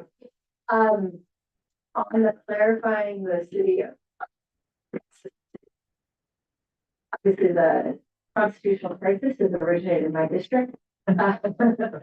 So, you know, I don't know if this is discussed, but I think it would make sense that whatever the back plan, if you can't get a simple majority, it should still be decided by the residents. Yeah, I don't know if we discussed that. It seems to me the intent was that each supervisorial district gets, you know, seat. And I don't want us to end up in a situation where somehow the intent is undermined or subverted. It seems like let's find a backup plan to make sure that you know the residents of each district have representation. And get that majority in that way. Maybe I don't know. There's some other way of aggregating representation, but like keeping it with not like bringing the whole. Does that make sense? It does, thank you. Yeah. And I think there are a lot of different options that are being discussed in different ways, but that's certainly one that a concept that's been brought forward and is a clear component of AB 423 in comparison to just the generic city selection committee process. Exactly. I think the intent is pretty clear to have each district, each kind of geographic district have a voice. And I know some of the options being discussed don't align with that legislation. I would want to underline that. And again, I might be more familiar with than this others, but as I said, this the constitutional crisis is a Virginia district. So, but that seems very important that we ensure that, you know, there's actually a community voice and communities are represented, and that we make sure that each district resident that district is represented, it doesn't default to some other process that would sign up with the residents. Thank you, member Lawson. Member Gomez. A question, and I don't know if we can, but as we're looking for amending the SB 430. Yes, I'm wondering if we can, I know that when got adopted and started doing the disconnect from the county, there was an administration to APCD, and this bill didn't provide any support, right? I'm wondering if there's a way that we can go back and ask for support, just because there might be an opportunity. We can certainly look into that. Oh, and then, question staff, do we need, board action or board vote to ask you all to explore possible changes for the, military liaison position that we were discussing earlier in the item on our agenda? So the possibility of if we needed to amend, I thought it was suggested that military liaison requirement was in the state code, and there might be state legislation needed. So do you need amendments? Would you need board direction to go forward and explore that if that's not included in here? So we're including that in the potential changes to AB 423. Okay. And so I don't think you need separate direction. Okay, thank you. Any other member questions? Yes, member Cole. Just curious, how long has the admin fee been at 6.25%? For the Moyer program, it's not inception, not too far after. It's been several years that it's been that. So this recent increase is going. And Moyer has been around since 1998. All right, any other member questions? With that, can we move on to the public testimony? 2 minutes. Thank you, Chair Bush. We have 2 members of the public that will address the board on this item.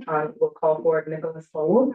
You have 2 minutes to address the board. Please begin by stating your name for the record, and you can use the timer on the screen to self-regulate. Good afternoon, APC governing board members and staff. My name is Nicolas Saud, quality policy advocate with the Environmental Health Coalition. First and foremost, we want to say congratulations, Marcus, for Councilmember Bush, for Dr. Reamer, for the appointments to officer seats. I want to take this opportunity to speak to all and vocalize APC's support of the legislative program that's put forward today. And we look forward to working with the Air District and advocating for these policies that would improve air quality in our region. I'm specifically interested in the first item that was looking for new funding sources, specifically channeling those funding sources for our environmental justice efforts. There's some really great questions made by Supervisor Dr. Reamer earlier about what the impacts from the federal funding freeze look like for our communities here in San Diego. There was a $1 million EPA grant. Organizations throughout San Diego County are going to be participating along with APCD on. What that grant would have done is connect residents in communities throughout San Diego County to air filters and monitors in their neighborhood to learn about the pollution sources that are impacting them and their loved ones' well-being. And so again, I think, we talk about these funding sources and the meaning of those funding sources gets lost in these giant figures that we talk about. But again, what we're actually talking about is community health and empowering residents to be active advocates and improving health in their neighborhoods. And so again, EHC looks forward to working with this body in the coming year to advocate for new funding sources to advance our environmental justice work here at APCD, and appreciate it. Thank you. Thank you. Our next speaker is Cesar Javier. You will have 2 minutes to address the board. Please begin by stating your name for the record.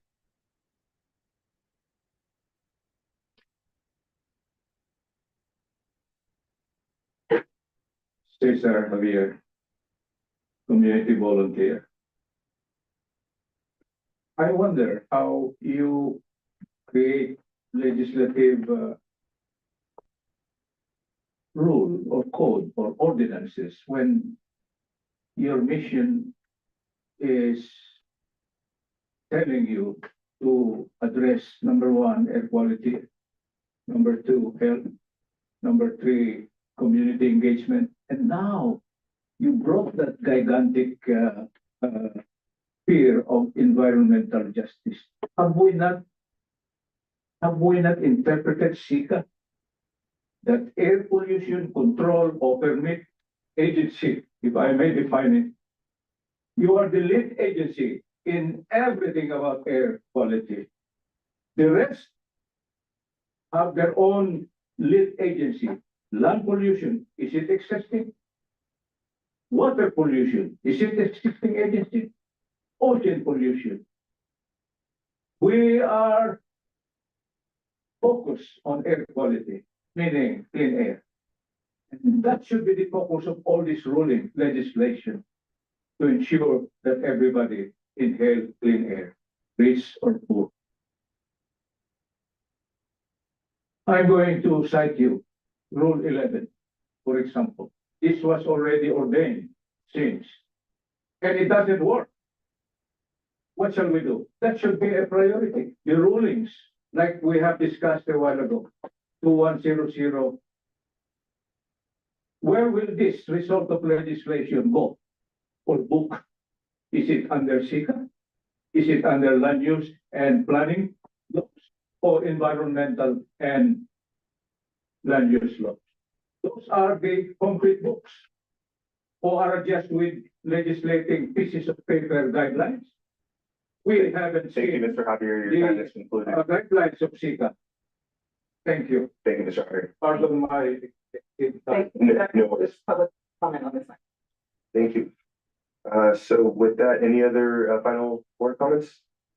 With that, could I get a motion to approve the lunch calendar? A motion from member Medina, second from member Martinez. All those in favor, please signify by saying aye. Any opposed? Abstentions? Thank you. With members Berkman, Garcia, and Gloria absent, that motion passes with those voting aye. Moving on to item F4, proposed amendments to the administrative code for APCD. And at this point, we're no longer accepting any new requests for public to speak on this item. I think we have a presentation from staff. Thank you, Chair Bush.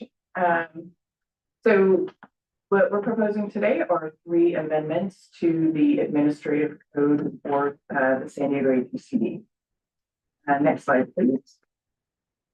So just by way of overview, the administrative code was adopted by this board on September 12th of 2024, and it replaced the prior governing board bylaws and assembled in one place a lot of the policies that the board had adopted since we split out from the county.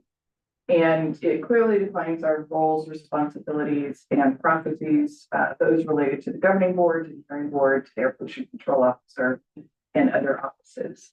It also clarifies our relationship, our ongoing relationship with the County of San Diego, and adds provisions for which SDAPCD is no longer following county policy, but it has established within policy.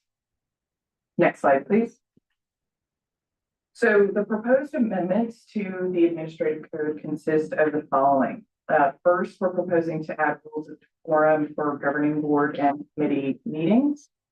Next, we're proposing a minor timing adjustment for the annual incentives report.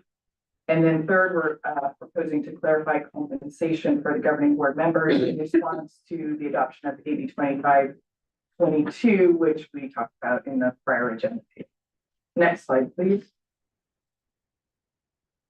So in regards to the rules of decorum, what we're proposing are amendments that are patterned after those that were recently adopted by the County of San Diego. They've been developed by County Council and very closely mirror the provisions that the county has in place. What they would do, there's proposed amendments mainly in 2 sections.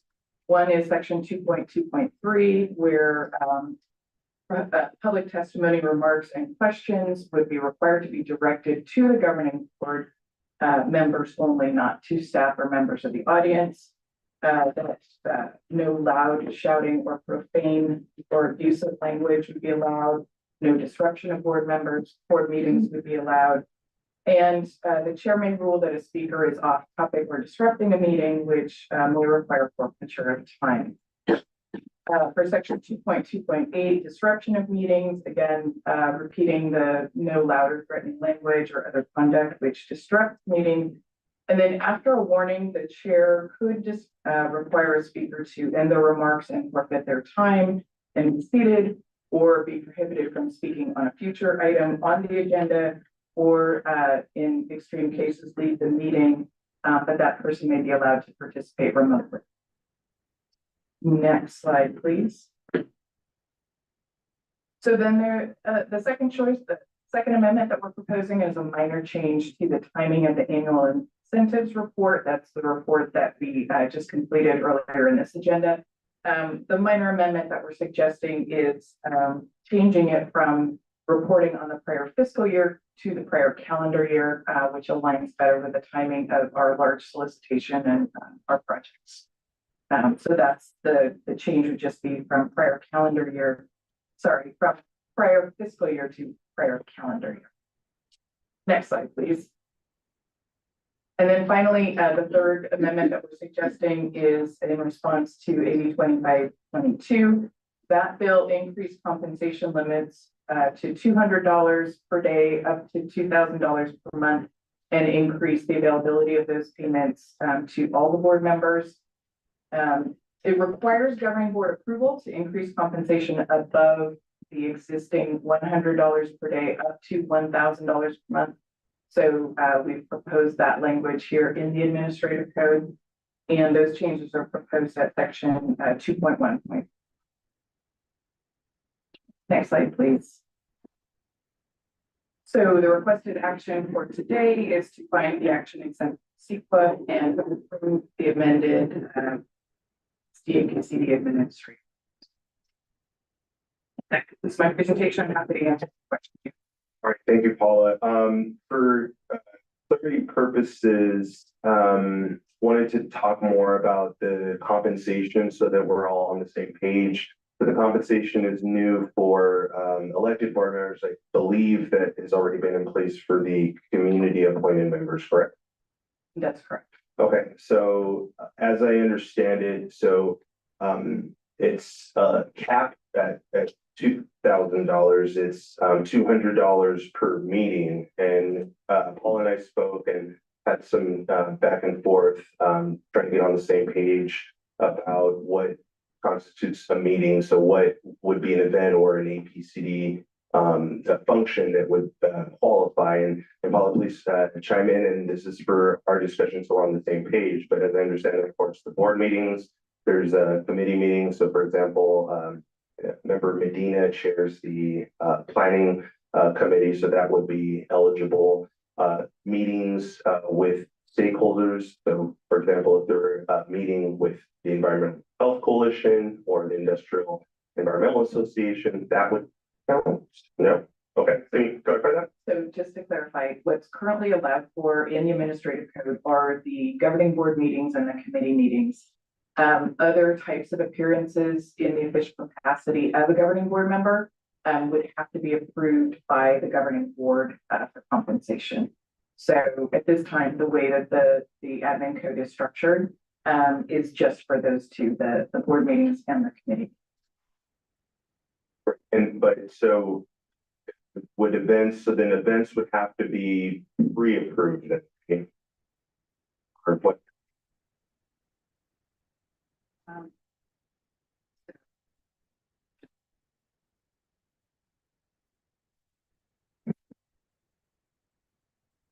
Two point one.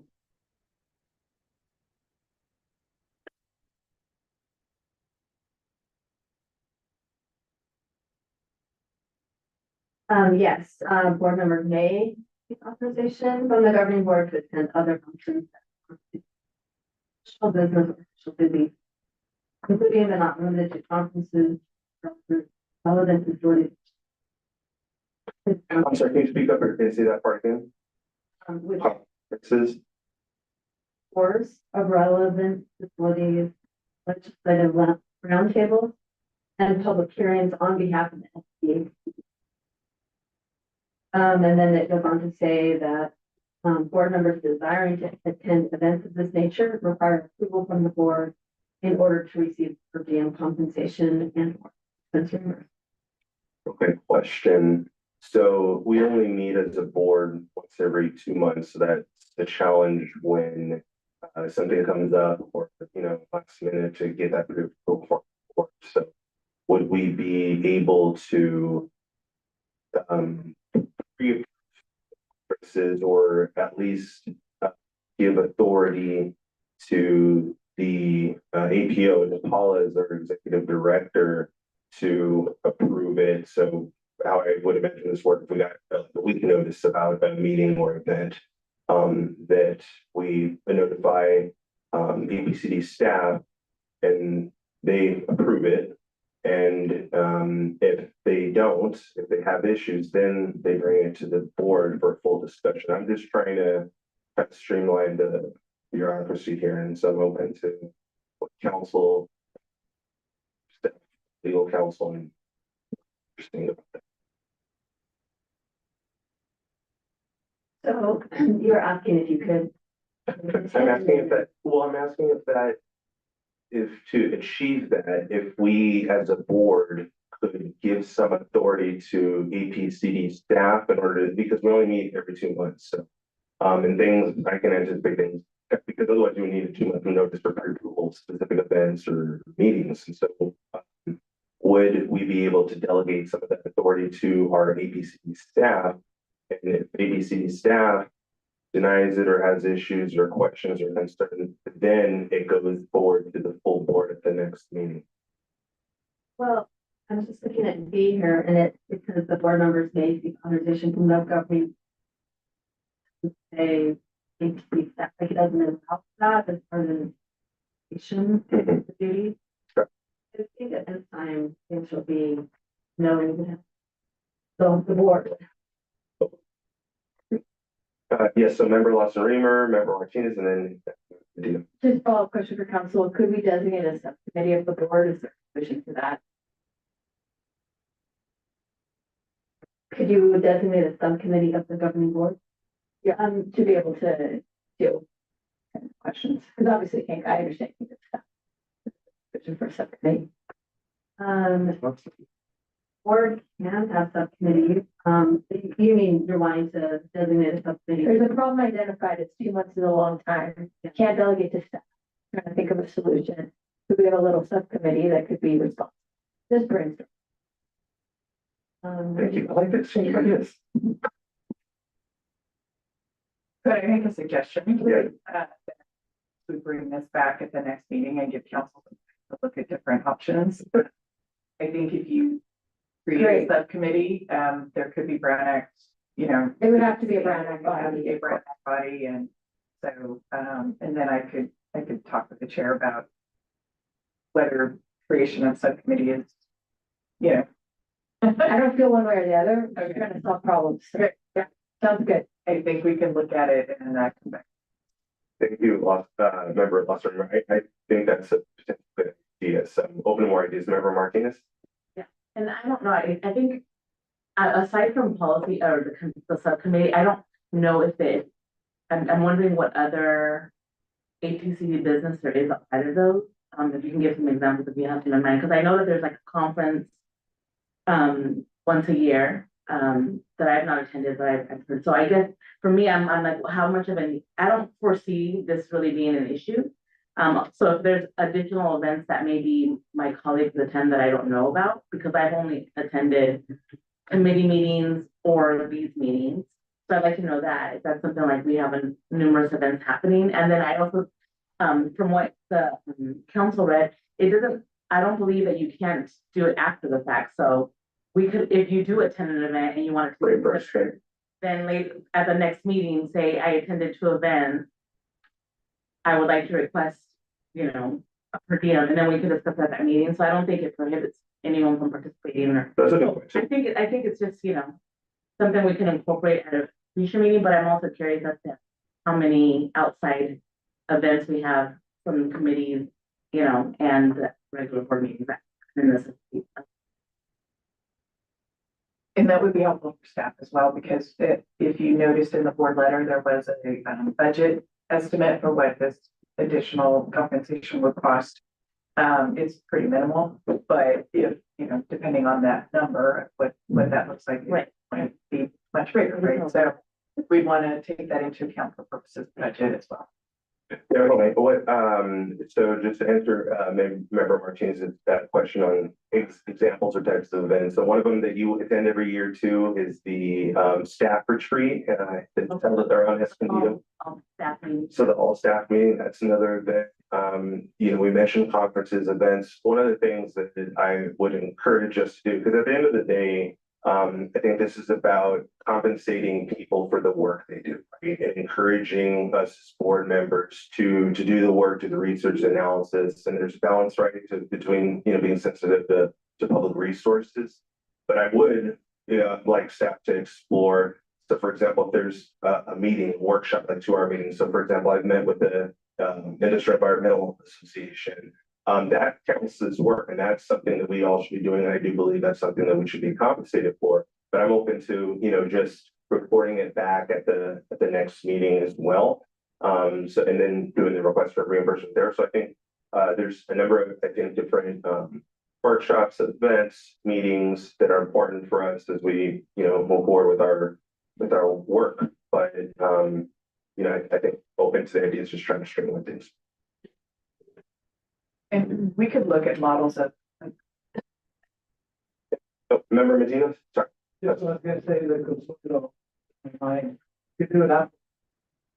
Also, we do have a policy and planning committee, if you wanted to say. The board can direct us to. Instead of, creating a new committee, but to Member Losser's idea, just authorizing the plan committee. Yeah, different, I think there's different options. So want to make sure we each other. Right, Member Cole? so I have a question. Yes. Okay. I can hear. How about mileage reimbursement?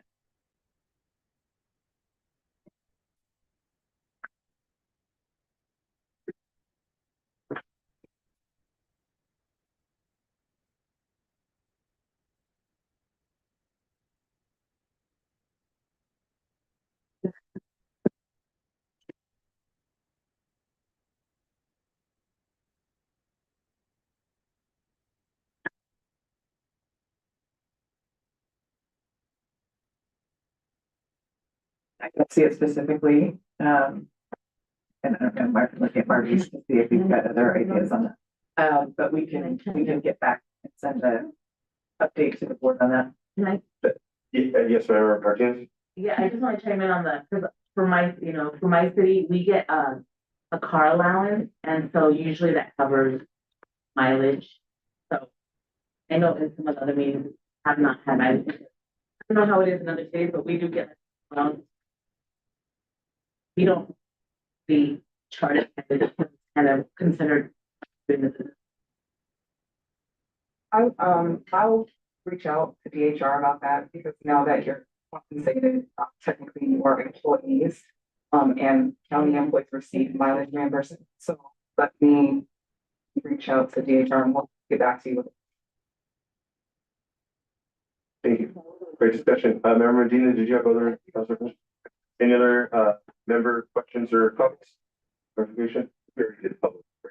That's right. We still need it. Sorry. Member. Thank you. I would just suggest that everybody keep receipts for auditing purposes and make sure that you have receipts for your expenses. And I think compensating retroactively is really probably the best way to go. Paying on receipts, etc. Just keep everything very clean and honest.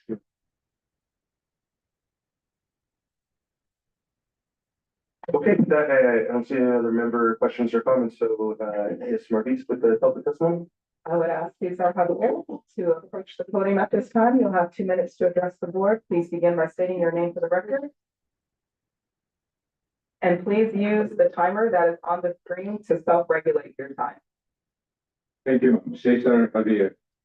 This is our worry because the mission of the operation, of the officer, the lead agency is on permit fees. And the mission of the chair governing body is all about rule crafting, approving or disapproving. And yet they are the ones given only that compensation, that how much, that is not the issue. The issue here is the lead agency, the staff, leadership, and the roots down there are really qualified of their salary. Are they classified, unclassified, or ghost employees? I haven't known how many employees do you have being salaried by the county, as I have learned. You are not giving salary to your employees, it's the county mom. What else do you need? Budget, of course, that's very important, but we have to plan and give more incentive for the planners. Who are these planners? The same member of the board. They're just playing ball by themselves. Why don't you legislate a good quality number of board members, not just from the political reservoir? We need fresh blood. We need change. We need new ideas, sir, because time is changing. We want to survive. Like you. That has to be legislated all day, not every other month meeting. It is a sign of corruption. The more we should work now because of the crisis, because of the changing leadership, federal, state. Once Madam Forbes, we will see solutions. That's the challenge, that's the hope. These kept changing players. If they're not worth to play, we are paying them so much, like padres. That's what we need. Players who are honest and wise. Thank you, Mr. Javier. Thank you. That concludes public testimony on this item. Okay, with that, what is the direction of the board? Can I get a motion to accept the staff recommendation? All right, a motion from Martinez, and I'll second. Member Oh, Medina. I'm sorry, Member Medina. With that, all those in favor, please say aye. Any opposed? Abstentions? All right, motion passes unanimously. Thank you. With members Garcia, Lawson, Reamer, and Gloria absent, that motion passes with those members who are present voting aye. All right, item F5, the update on ABCD efforts to address the sewage and odor crisis in the Tijuana River Belt. Staff?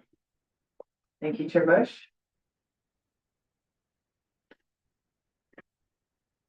So it's my pleasure to provide another update on the work that staff has been doing on in responding to the odors of in the Tijuana River Belt.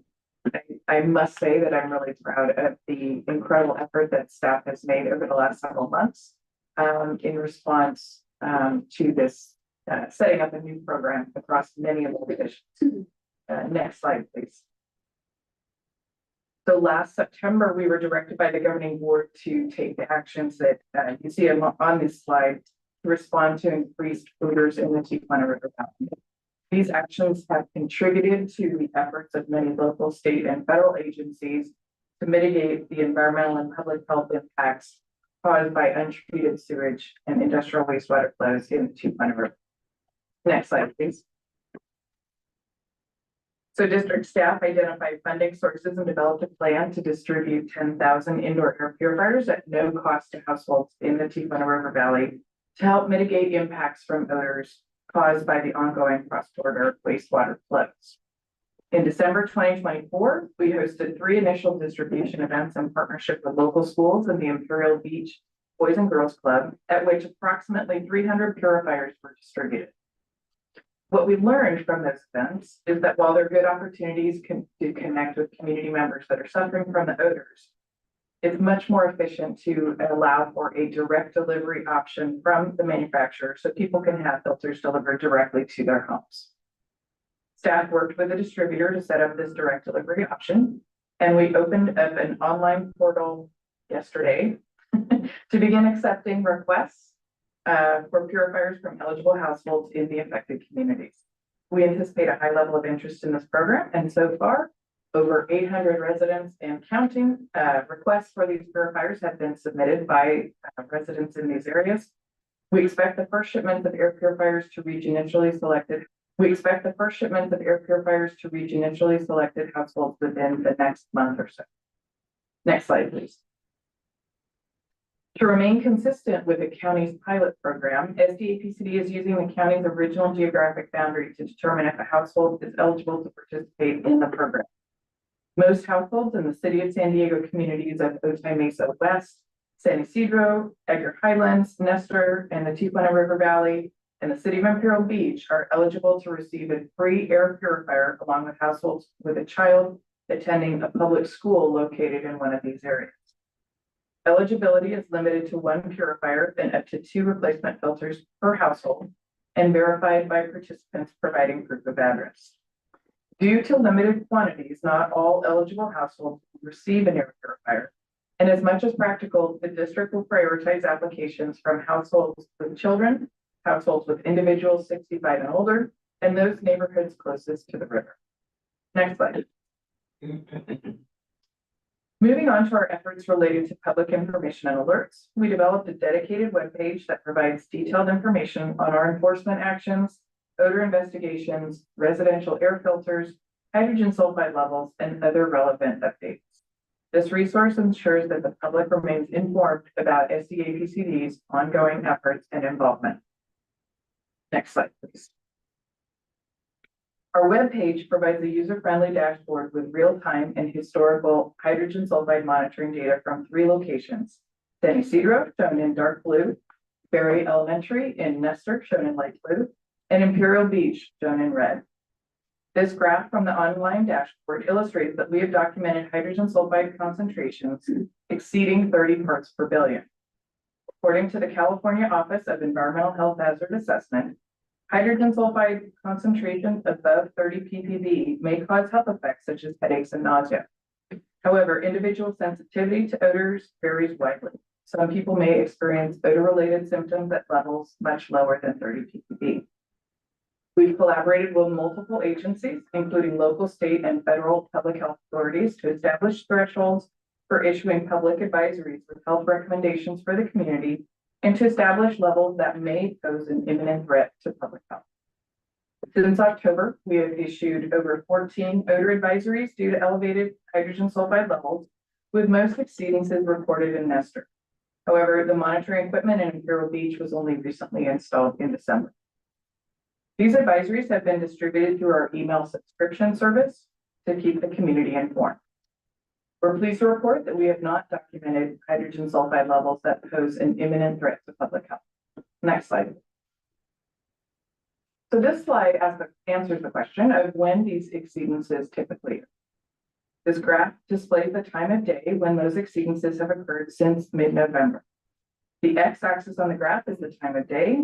The 0 represents the midnight to 1 a.m. time period. 1 represents the 1 a.m. to 2 a.m. period, and so on.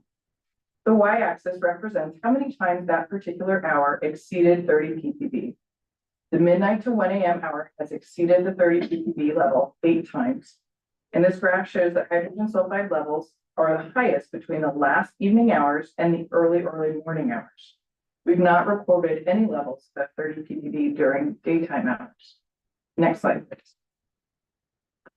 So this slide shows how long the exceedances last. The vast majority of the events only are above 30 ppb for a single hour. We've yet to record an event in which the levels exceed 30 ppb for more than 3 hours. Next slide, please.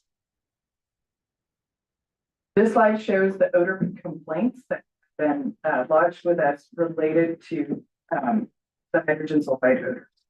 As it relates to our enforcement efforts, since last summer, we've received over 2,700 odor complaints from South Bay communities. This is the highest number of complaints we have ever received regarding a single source. For additional context, for the past several years, we received on average a total of 800 complaints for all sources. During the investigations of these odor complaints, we documented a public nuisance, which is a violation of local rules and state law. As a result, 3 notices of violation have been issued to the International Boundary Water Commission and their contractor, Veolia. The most recent notice of violation was issued in January. While the number of odor complaints has decreased dramatically, especially since last summer, this issue remains unresolved as South Bay communities continue to experience impacts from the untreated crossflow. Next slide. As demonstrated in this presentation, SDAPCD has dedicated significant resources to address this critical issue, reallocating efforts and funding from divisions and programs. This slide illustrates the substantial commitment we have made, despite these allocations not being anticipated or included in the current fiscal year's budget. Over the past several months, up to 30 SDAPCD staff members have been involved at various levels, from monitoring network deployment and responding to complaints to development of the air purifier program and conducting public outreach. This unprecedented effort includes a $2.7 million investment in air purifiers. SDAPCD has already secured $220,000 in local and federal funds to help cover the cost to purchase air purifiers, and we continue to seek other funding opportunities to help offset the use of AB 617 funding. Staff recently submitted a proposal through CARB's Supplemental Environmental Project, or SEP program, which allows community-based projects like the air purifier program to be funded from a portion of the penalties received during settlement of CARB violations. We were informed by CARB that approximately $130,000 in SEP funding will soon be coming our way to help purchase air purifiers, and there's potential for additional SEP funds to be provided for this program based on the outcomes of future CARB enforcement. We will continue to provide updates to the board on these activities, especially in the context of the upcoming budget discussions, which were mentioned in a previous agenda item. We will also closely monitor the ongoing freeze of federal grant funding to determine whether program adjustments need to be made or additional funding sources can be identified. Next slide, please. This concludes the staff update on this item. We also provided an update at the December 14th, 2024 meeting of the Planning and Policy Committee, at which the committee asked that the recommendation you see here be presented to the full governing board. The committee members expressed concerns with the overall costs of the air purifier program, and which would otherwise have been dedicated to emission reduction projects. As mentioned earlier, staff has sought additional funding sources for the purifier program and will continue to do so. And we'll continue to keep the governing board updated about the fiscal impacts of this program in upcoming budget discussions. That concludes my presentation. I'm happy to answer any questions. Thank you, Paula. Do any members have questions for staff at this point? Thank you. Does anyone here live in that area and have one of these filters and does it really work to decrease the smell of H2S? Anybody know? We have a few staff people who live in the area and who've tried out the filters for it. It's not a 100% cure for the odors, but it does help. The feedback that we've received. So it lessens it, but it's not 100%. Okay, thank you. Thanks, Member Medina. Yes, if I may expand, I've been working with Legal Hill and the staff here to try and answer that question, and he was able to put me in touch with Dr. Paula Granados of San Diego State University, who's leading a team doing work there. And they are doing a survey as part of their work, and so she having a question about how effective they are and what is the community thinks about it. It's just a great opportunity with 10,000 distributed to find out really how effective. At least at some point we may have an answer to. Great, thanks. Thank you. Question, Member Gomez. Yeah, I just want to add that I don't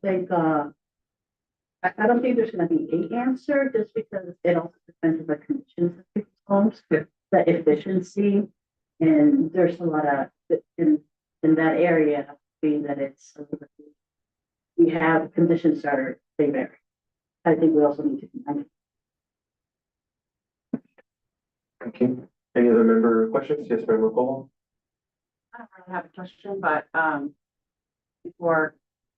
did work in professional sports for 25 years, but actually the last 12 years I worked for a water district. So I went to water board meetings twice a month for 12 years, learned a lot about water.